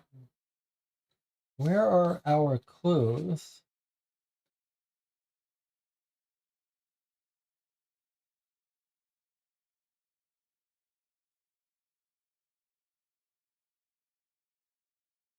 I mean, the last temple, the god of fire. The distance is far before the jungle is left behind. Don't despair. The end of the path, treasure awaits. Do you think we should take the left path because of this? The jungle is left behind.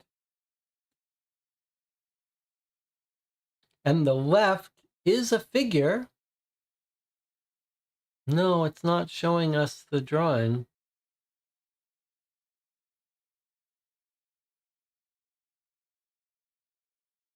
Feels like both things tell us to go left, but I think it's this.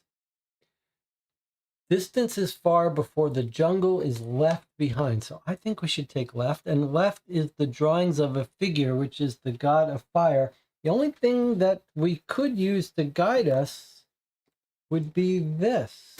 Is there anything here that tells us we should go left or right? Not really.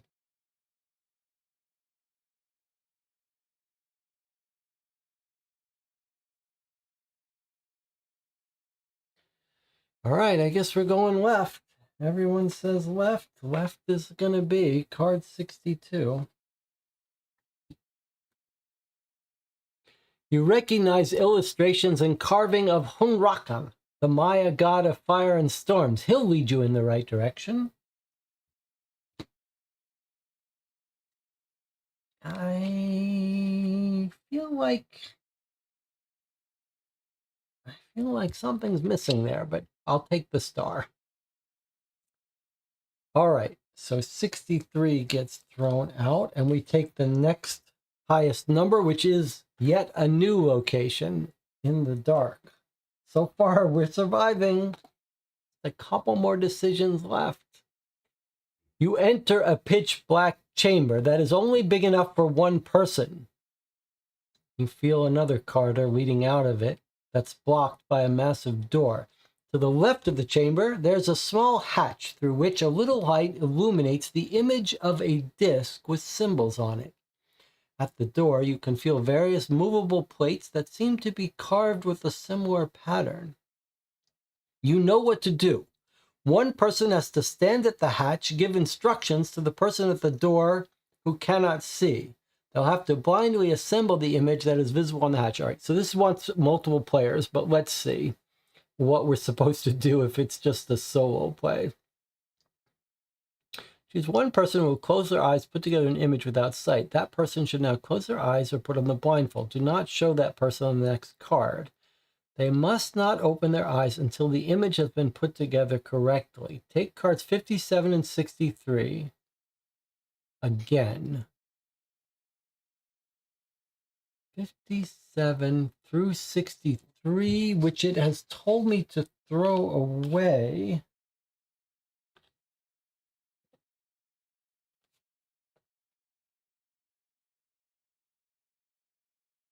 So it wants us to reconstruct these based on the image on the back.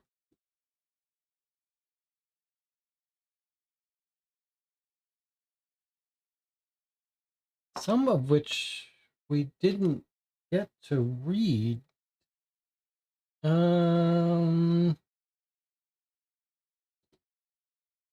that right? No, we did 57 to 63. Okay, 57 to 63. Put them so illustrated side is visible, not the text. Put the picture together. Once you can give good instructions, then shuffle the cards, place them in front of the person with their eyes closed. Set a timer for 6 minutes. As soon as the timer goes off, give instructions so they can put together the image placed on 65. All right, let's just get the cards here, though. Well, it told us to throw these away, but now we're going to unthrow them away. 59, 60, 61, 62, 63. Okay, so we've unthrown them away. And then we're supposed to grab 65 and look at it. All right, so let's... Usually with this game, there's instructions.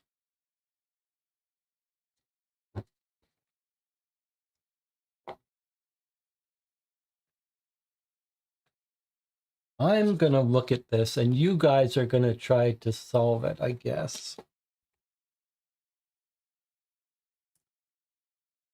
So there are instructions on 65 for solo player. It just says you can do this yourself, and you get a star.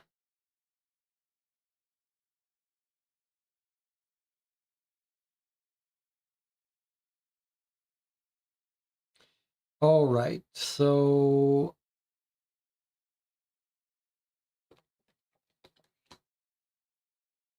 I don't know if it's worth trying to do this. 57 through 63. So this is it in proper order.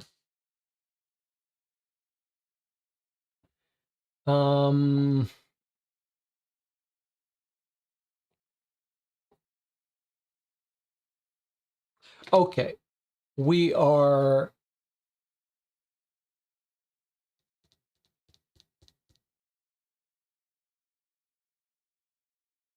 just going to we're going to play the official solo rules. It's too much trouble. So you just get 1 star if you can assemble it, and which is basically the no score thing, because it's saying like if you need more time, you still get a star. So essentially, we're not getting anything for this.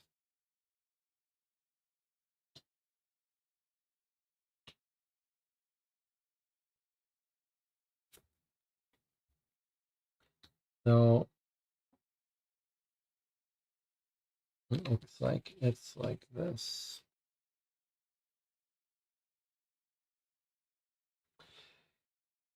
All right. I mean, they're trying to come up with new little fun things. If you're with multiple group, it could be a fun activity. We're sort of getting penalized because we're getting the lowest star you could get. All right, but 1 star, that's fine. We'll take 1.5 stars.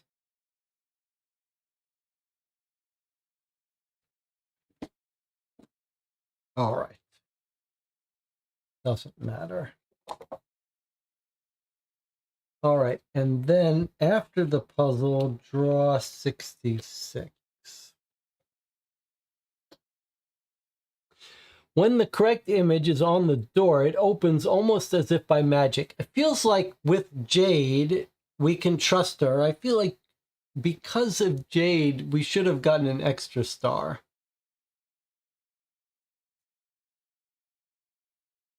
Oh, we're not getting penalized with the clock. You're right. There would have been a penalty if you need longer, lose 1 time. Okay, good point.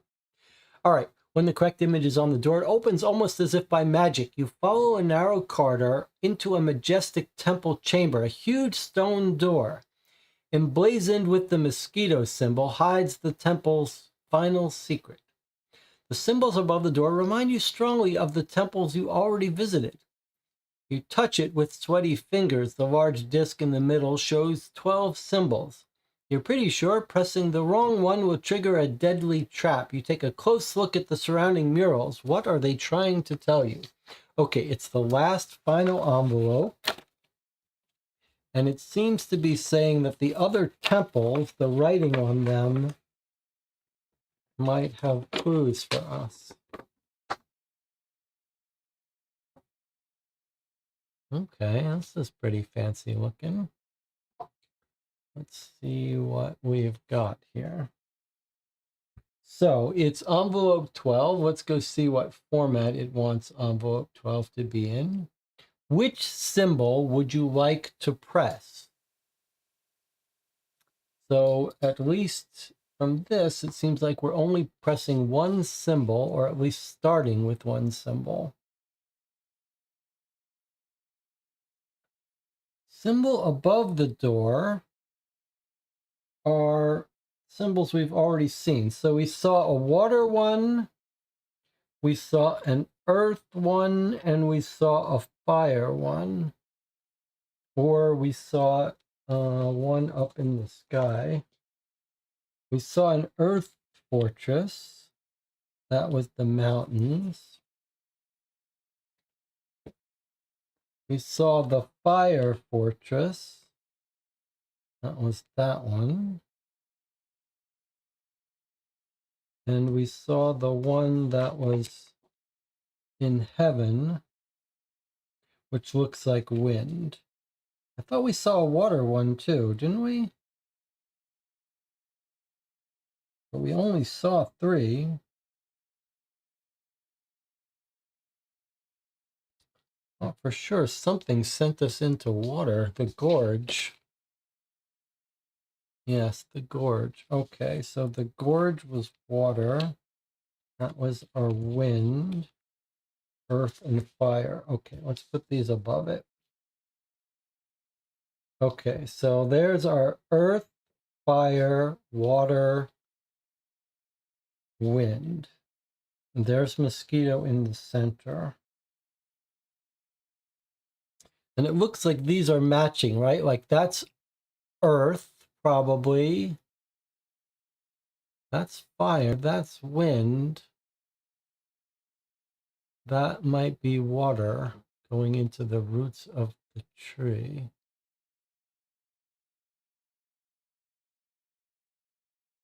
Okay. It says the large disc in the middle, it's those 12 symbols. We have to press the right one. Only one of these is the right one.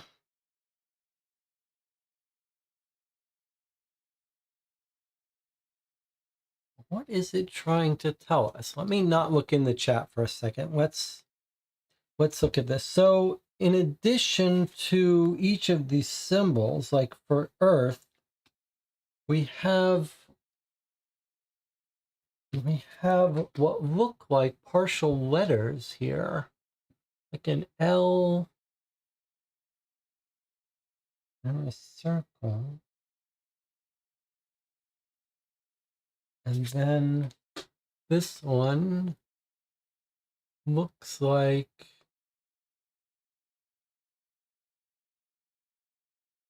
the middle one is a P, and then this one looks like this, and this one looks like this. Okay, so look, 3 letters on each. 3 letters on each and 3 letters on each here. So fire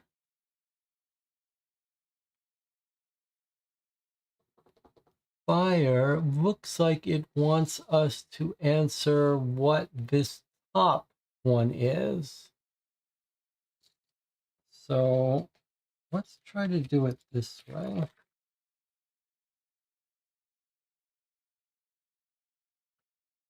So this one, fire, it looks like just a vertical line like this. Put each of these in a box here.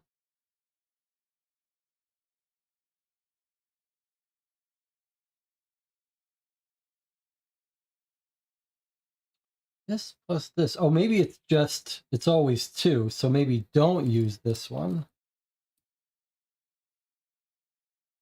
Okay, so if we look at the two for each,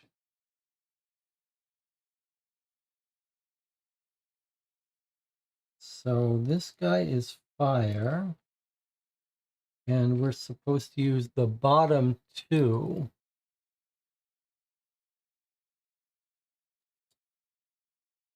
Which looks like a line and a, like this. It's kind of weird. I thought we were going to combine them, but I don't know how to combine those two. But all right, let's just put that as, let's not worry about that for now. Let's do the wind one.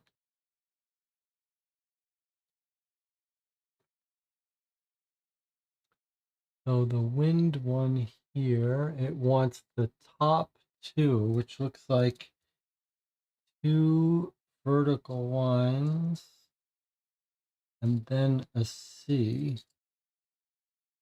That's our wind up two. And then is this water or earth? Not clear. I guess it's a picture of water. And this is the soil. So it's earth. A little hard to know. It feels like it could go either way. But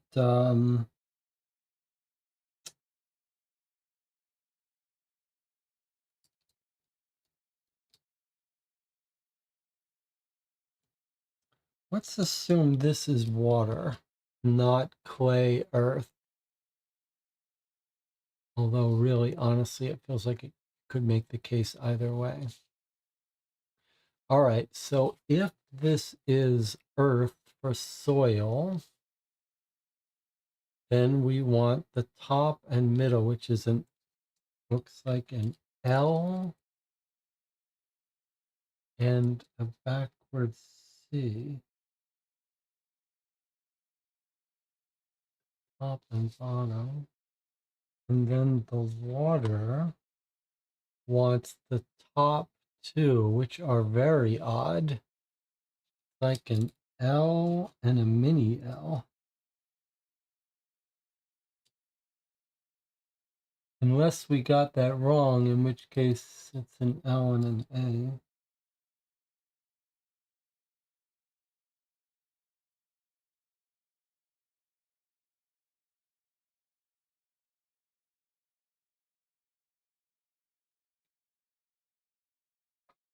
I'm going to look at the chat for some hints in a second, but let me just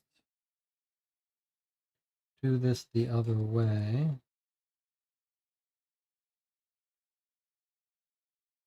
And then we'll look at these symbols and see if we can make some sense out of what kind of thing it should be giving us.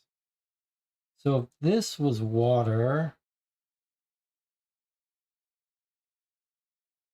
if this one was water, running the top and the bottom, it's an L and then what looks like half of an A. And then the wind was H and C. The fire was a P. And then if we say that this is Earth, then we want the top two, which was an L, and this weird thing, whatever that means, maybe. Okay, so here are my two alternatives. Now, what on earth is it how would this... So the reason I think it's these and not this is because it's always 2, 2, 2, 2. But what is it trying to say then? How do we get from this? These kind of look like letters.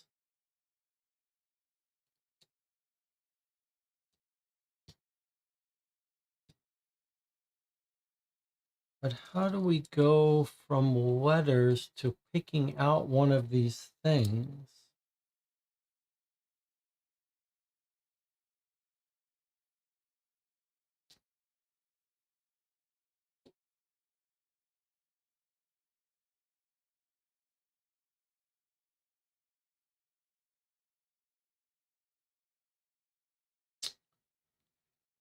Let's look at this for a second. So could they be spelling 3, 4, 5, 6, 7, 8, 9, 10, 11, 12? 12, 1, 2, 3, 4, 5, 6, 7, 8, 9, 10, 11. So this does form a clock.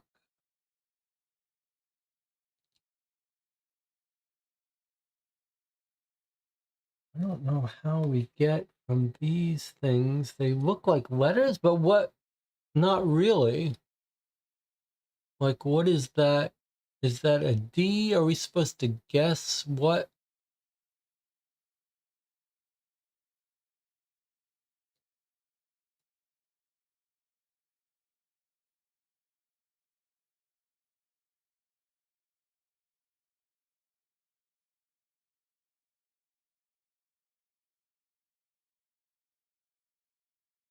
Like, you would think we're supposed to combine these to get letters, but I don't see how.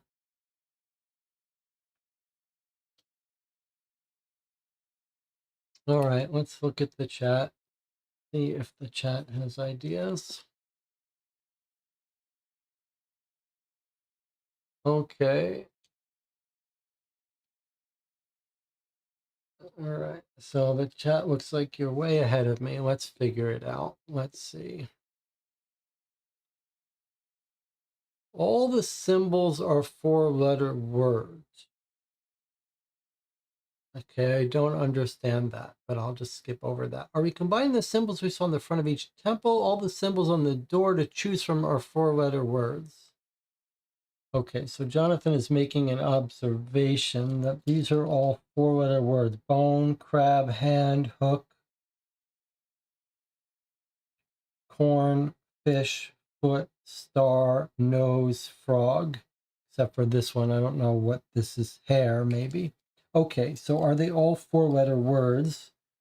So are we going to get one letter with this, and one letter with this, and one letter with this, and one letter with this?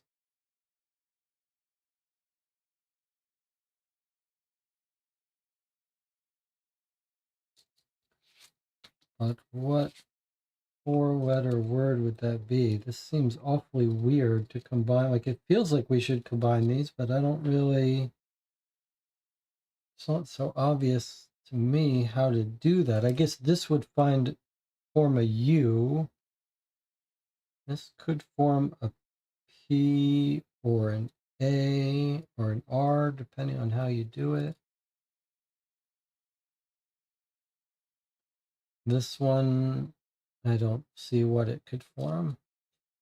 All right, so let's go back to the chat.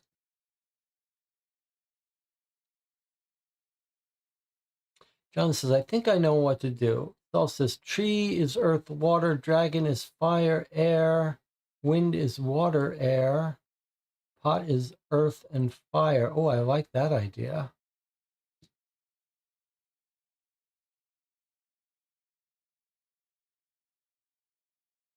I like that idea. You're saying that it's not that this is air and water. This is earth.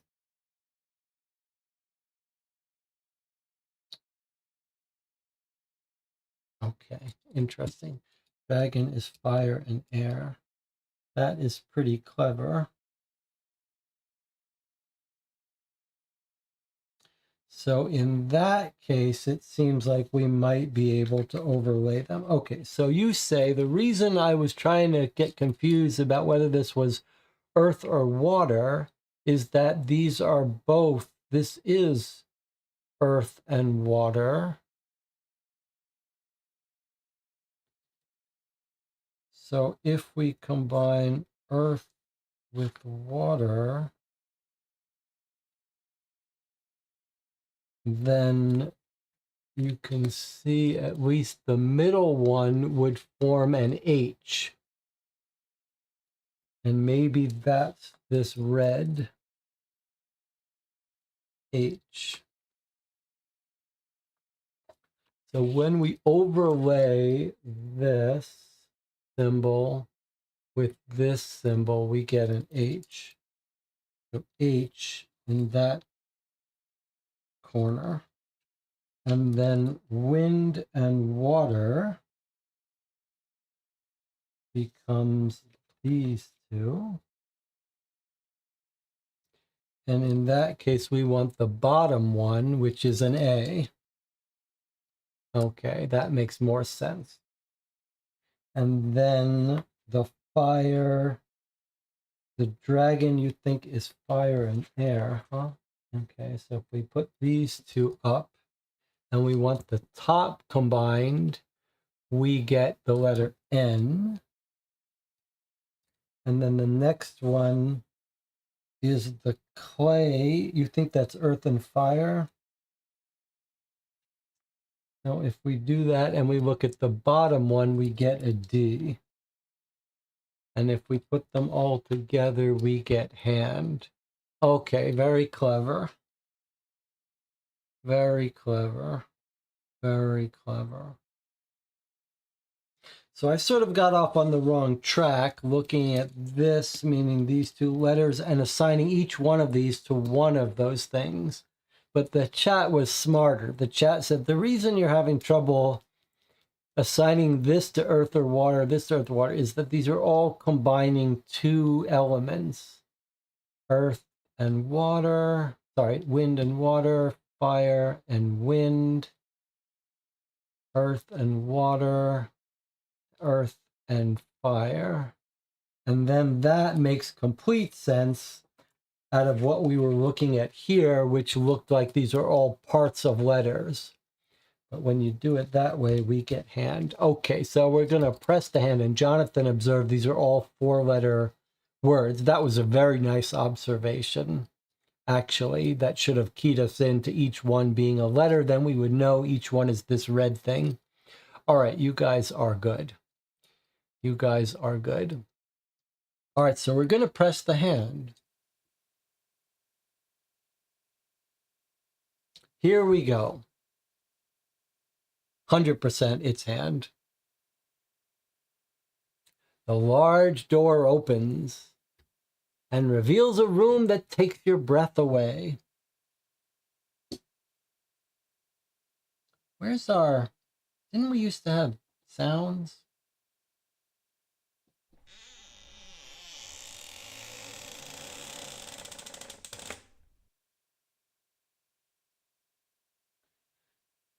Okay. Draw card 67. We can find it. Here we go. Inside the magnificent chamber, you see 3 empty pedestals. Carefully, you place the 3 sculptures you collected from the other temples to pay your tribute to the fire god. Almost instantly, the treasure chamber opens. Mosquito's lost treasure finally lies before you. Coins, jewelry, antique statues made of gold, amulets decorated with precious stones are piled up in the room. Overwhelmed and proud of yourself, you bask in the glow of gold. Then your brain kicks in again. Mosquito's still on your heels, and they won't be happy if they find you with their treasure. You'll have to get it far from their reach as quickly as possible. 2 stars.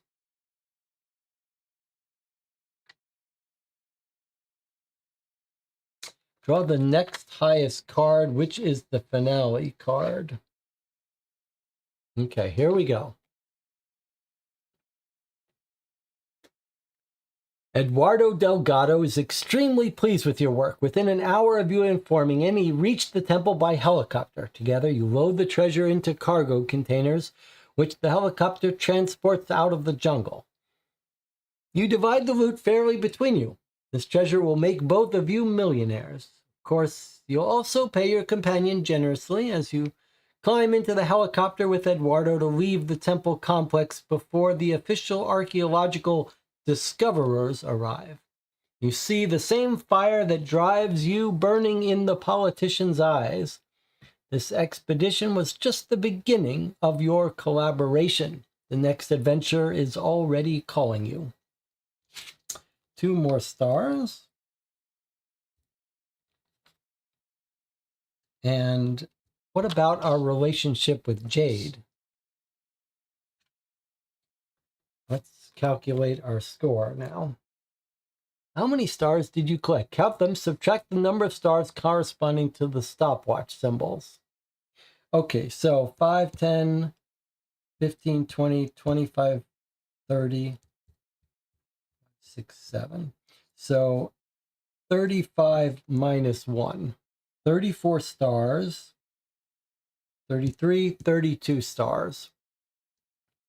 We are ultimate treasure hunters. That was incredible. You'll go down in history. There's no way anyone will be able to match your success anytime soon. I did. I subtracted the stars. So 1, 2, 3, 4, 5, 6, 7 times 5 is 35. Minus 2 gives us 33. Minus 1 more that we shouldn't have gotten. So that's 32. There we are, ultimate treasure hunter.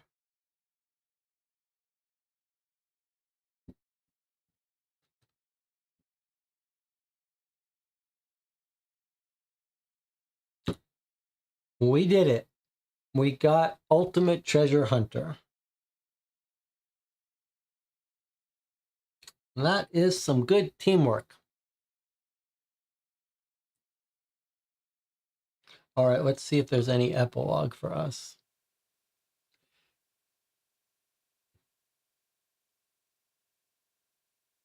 It looks like that's it. Is that right? That there's no epilogue?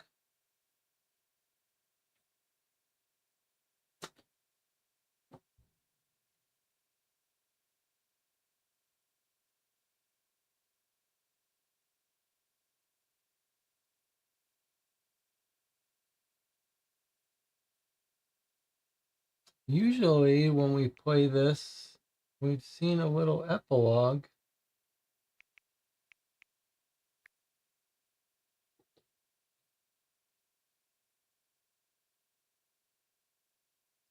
Hints, solve the case. You can find the solution here.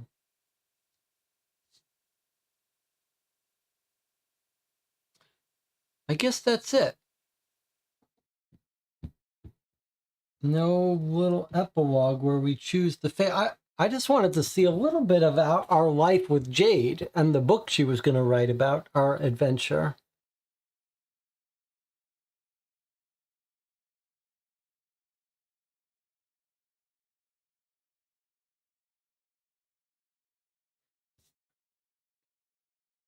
Draw 72.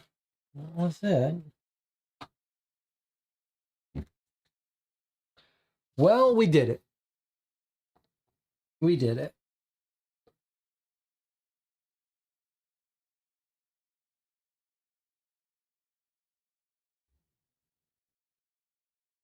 Let's check in with the chat. Soul says, I want that book deal money. You want the book deal money, huh?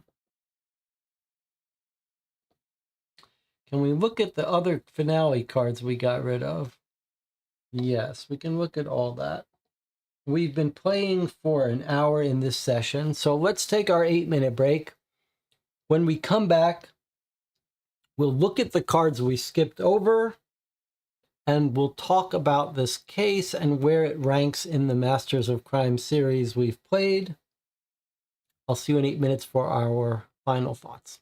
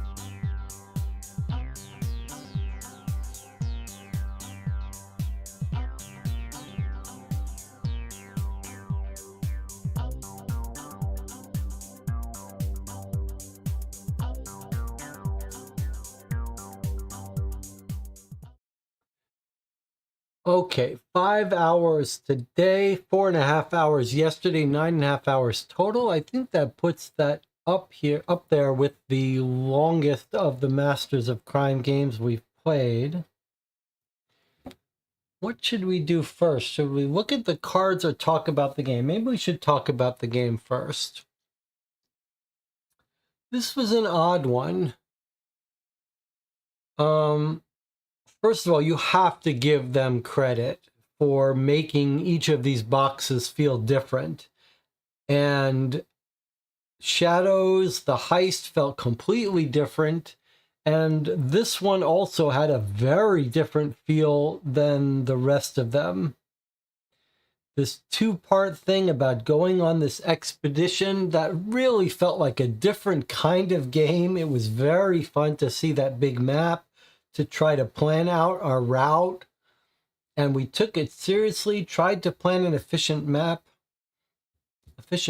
through the jungle. I did like that very much. I liked that change of tone. And I liked the sort of finale feel of those 3 temples that we had to work hard to get to. It was a little nail-biting. Credit to the channel. I don't think I would have... this is another one of these games that wouldn't be that fun to play alone, but with this group it is quite fun. As Jonathan said, Petiol and Debbie also solved that color puzzle that was really going to frustrate me. The internet search parts of this game were not fun.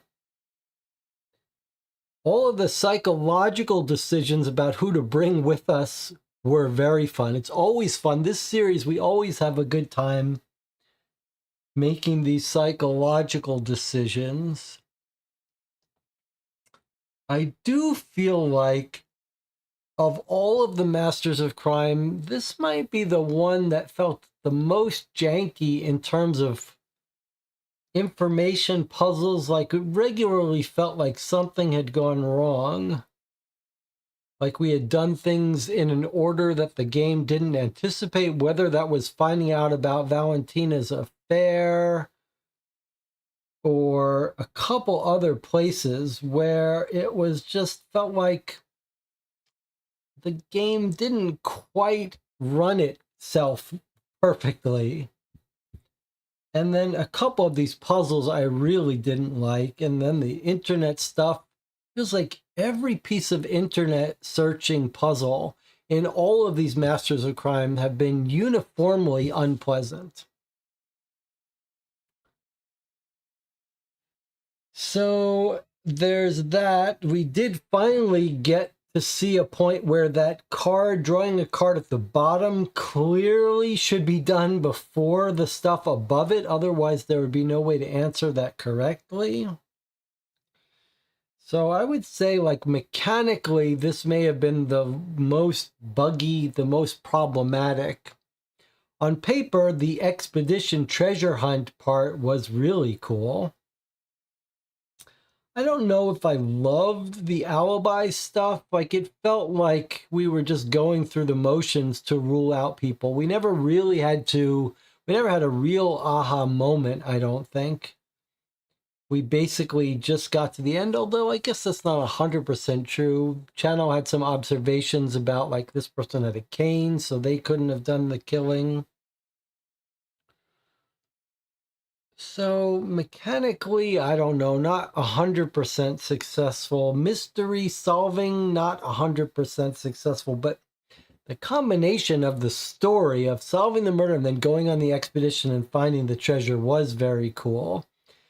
I do think there was a missed opportunity with the epilogue. Half the Masters of Crime games have a very rich epilogue where we get to choose how to deal with each person, and then the other half just end abruptly. But for me, the whole point of taking Jade, we knew she was going to be a liability, but we wanted to take her for the story elements that she might add, for a little romantic comedy. And I do feel like, boy, that's a little bit of a letdown that we didn't get a scene with her, with us eating breakfast with her, reading the draft of her new book that had the story of our adventure. I feel like that was the whole point for choosing her. So I do feel like that was I really did miss that. Other than that, though, I really do like the story. And I do like getting to play the bad guy is not quite the right word. But let's see what the chat thought. And then I'm going to ask you all to rank this with the others. Okay, Saul says, I want that book money deal too. Absolutely can't believe how fast Petiol knocked out the color puzzle. Let's see. Leaps of logic. It's been the case in most of the other games in this series as well. Although I do think this one feels like the one that most went off the rails a little bit and asked us to solve things when it didn't give us the information we needed. Debbie says, this did remind me of the Shadows with the two-part structure. I do think that's right. Pediel says, the expedition was very cool. I would have liked a couple more puzzles in the expedition section. Preferred a puzzle instead of the dexterity game. Yeah. I'm not sure it worked quite as well as in Shadows, but then we did make a deliberately suboptimal choice with Jade. The throwing cards was BS. I didn't mind the throwing cards as much as I did the color puzzle.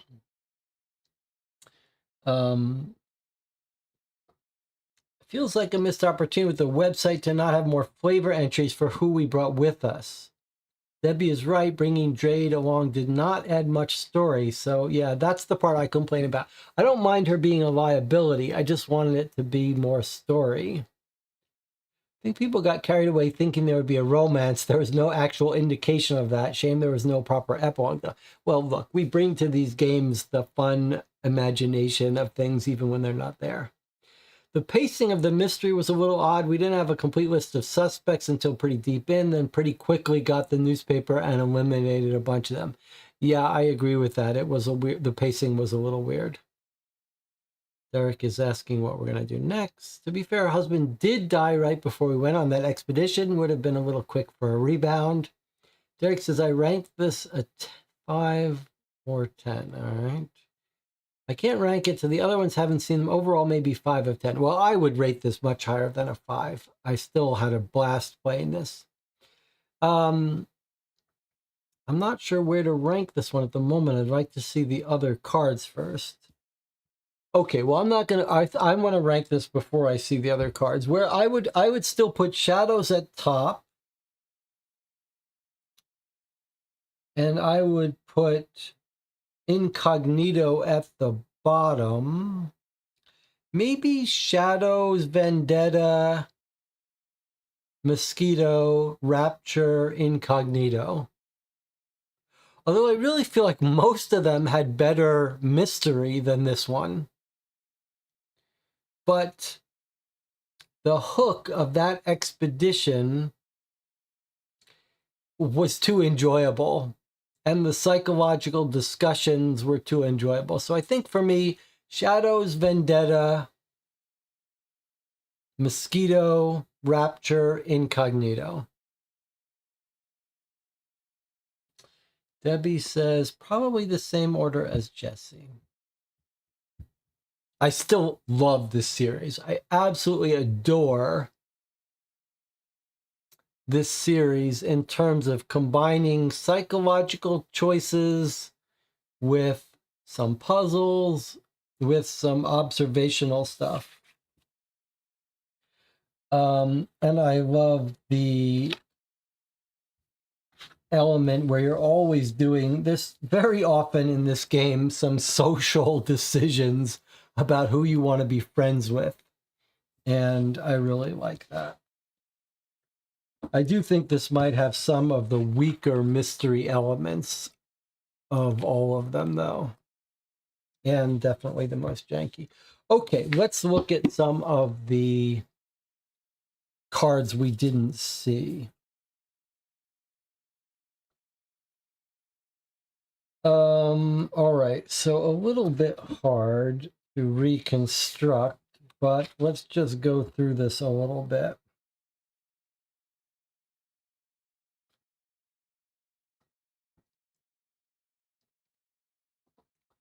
Let's see what we can see here. So we burst in and we see him dying, 1 star. I feel like this is basically the same. Same thing, no matter what. I guess if we try to call out, we don't get a star. But we see basically the same thing. If we wait for the police, we lose some time.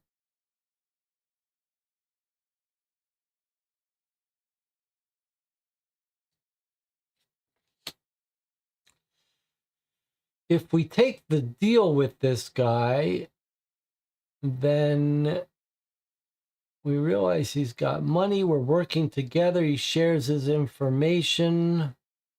1 star. We just have to figure out how to get rid of him later. I guess if we hadn't killed him, maybe we'd have to take him as the... I think that's probably the case. Remember, the game asked us if we were ready to go on the expedition. It asked us here, what did we do with Leopold? So what if we had said, take the deal?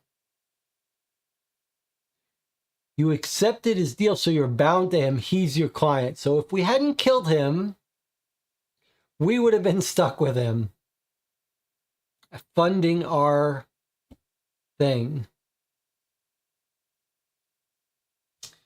Okay, so I'm glad we killed him. That was clearly a good thing to do. I didn't want him funding our mission, but we would have had other choices about whether to break off the deal with him. We take the deal. Now our new client is an existential threat. So we could have made the deal or lied to him about making the deal.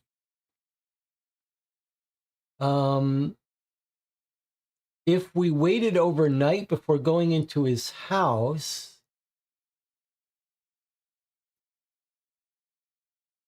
then we would have lost more time. Maybe we saw every envelope eventually, so we did see all the envelopes. Okay, Valentina, if we ask about the wrong painting, we don't get a star. In the pub, if we try to buy him a beer,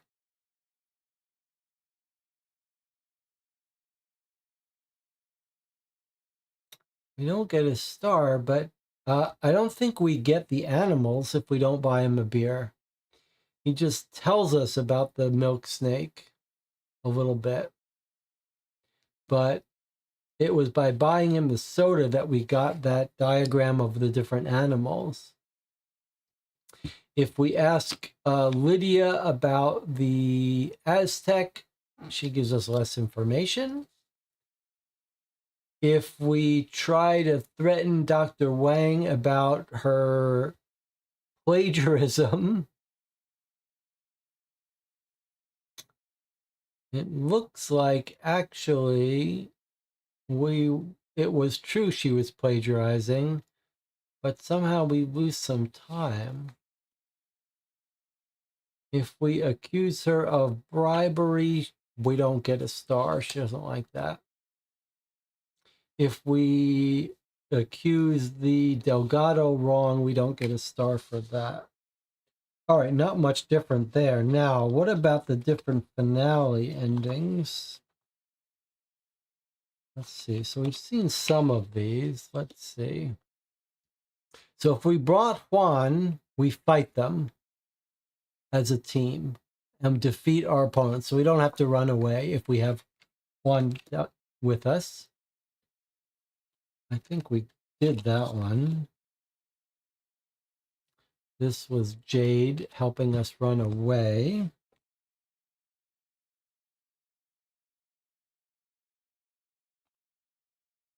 If we went in the wrong path, looks like we just would have ate some more time. Yeah, if we went the other direction, it just would have eaten more time. If we tried to fight them, it looks like Jade would have joined us instead of running as she planned and got beat up quite a bit, lost some time. Oh, here is the running away. Juan does not like it. He's supposed to be fighting, so 3 times we lost if we had done that. This is the choice of fighting with Juan. Okay, what's this?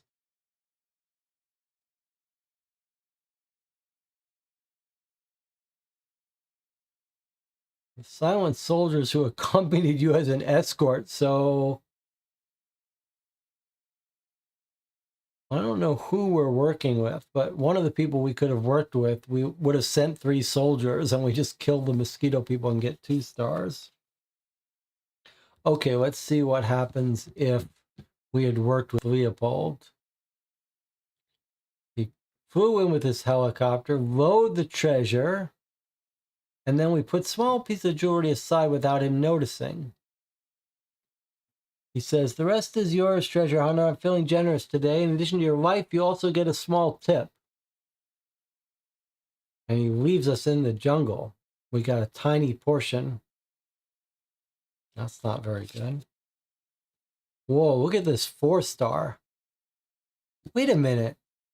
Seems like we should have gotten this one. Jade keeps her promise. The entire treasure is yours. Oh, maybe if we had hired her as our client? Jade keeps her promise. The entire treasure is yours. Without the help of other contacts, you take as much gold as you can smuggle back to England. Enough gold to make you legendarily rich. Months after the expedition, orders, clues, and new treasure maps start pouring in that will make you even richer. A result you expected. What you didn't expect was the success of Jade Temptation. You clearly recognize yourself in the new title character of her adventure romance. Talented, fearless, incredibly good-looking, readers love Louisiana Stones. The royalties make the author rich, and as promised, you earn your cut as her muse. Your profits are so good you consider taking Jade on little adventures more often. After spending so much time with the author, you're starting to grow fond of her. So,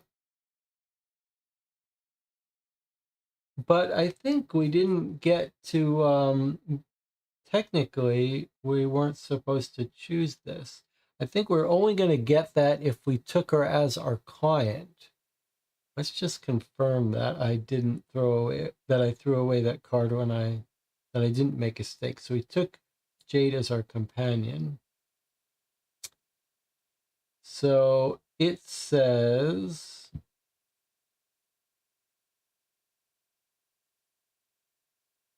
discard cards. So what made me throw away card 69?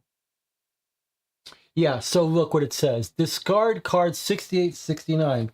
So our romance was card 69, which it tells me to throw away. So if you don't take her as client, you don't get this. But we're going to back up and we're going to pretend we got this answer.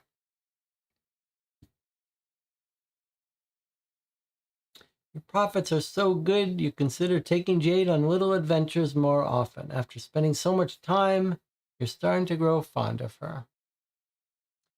Petiold points out, of course, the romance card was the 69. Okay, and then 71 is if we took Valentina. Valentina has more in her arsenal than you expected. Through her own connections, she's organized a helicopter flown by a woman who doesn't ask questions. Together you load the treasure to cargo containers, which the helicopter transports out of the jungle. Only when the treasure chamber has been considerably emptied does she inform her girlfriend and the museum. You don't wait for the research team to arrive to officially discover the temple. You're not interested in fame, just in money. The expedition has made you rich. The fact that you've also made a considerable research contribution is a side effect that doesn't concern you much. As you fly over the jungle, you already sense the next adventure waiting for you. So it looks like the best stars would be if you had Jade as your companion and client. Instead, we had Eduardo as our client and Jade as our companion. But that's okay. We're going to pretend we got the romance.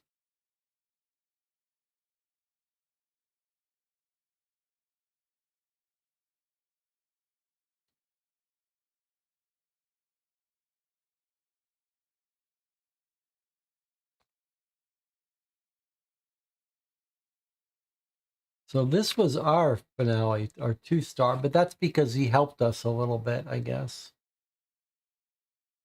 And then, of course, the other thing we don't know is what would have happened to change these numbers, because we never put in those numbers that might have been different depending on different people helping us. And we don't know what would have happened if we had gone to the temples in different order.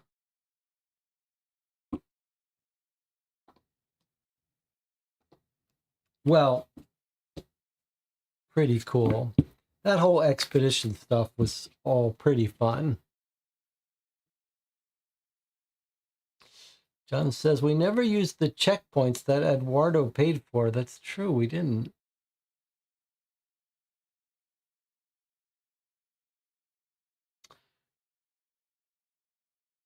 I mean, we could. Let's just see what would have happened if we had tried to go to the checkpoint 93.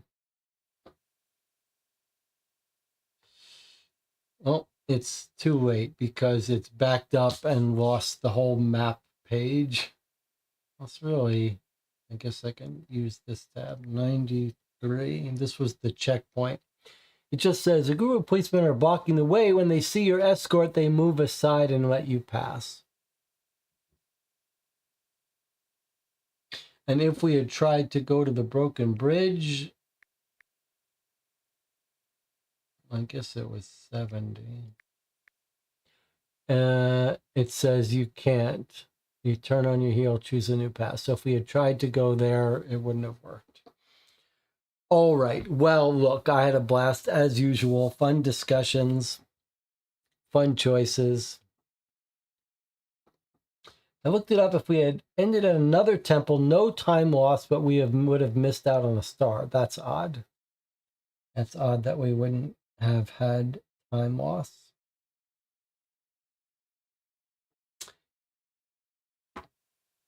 Let's see. If we went to 19 and then we had gone to 15 to say we were at the last temple.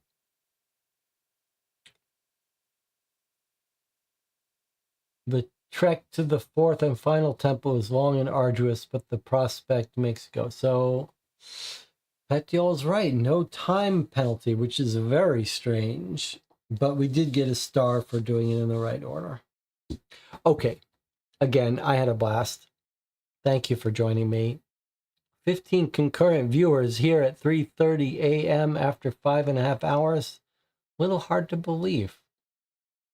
But thank you for joining me on this expedition and unofficial romance with Jade. Hopefully there'll be books written about our adventure.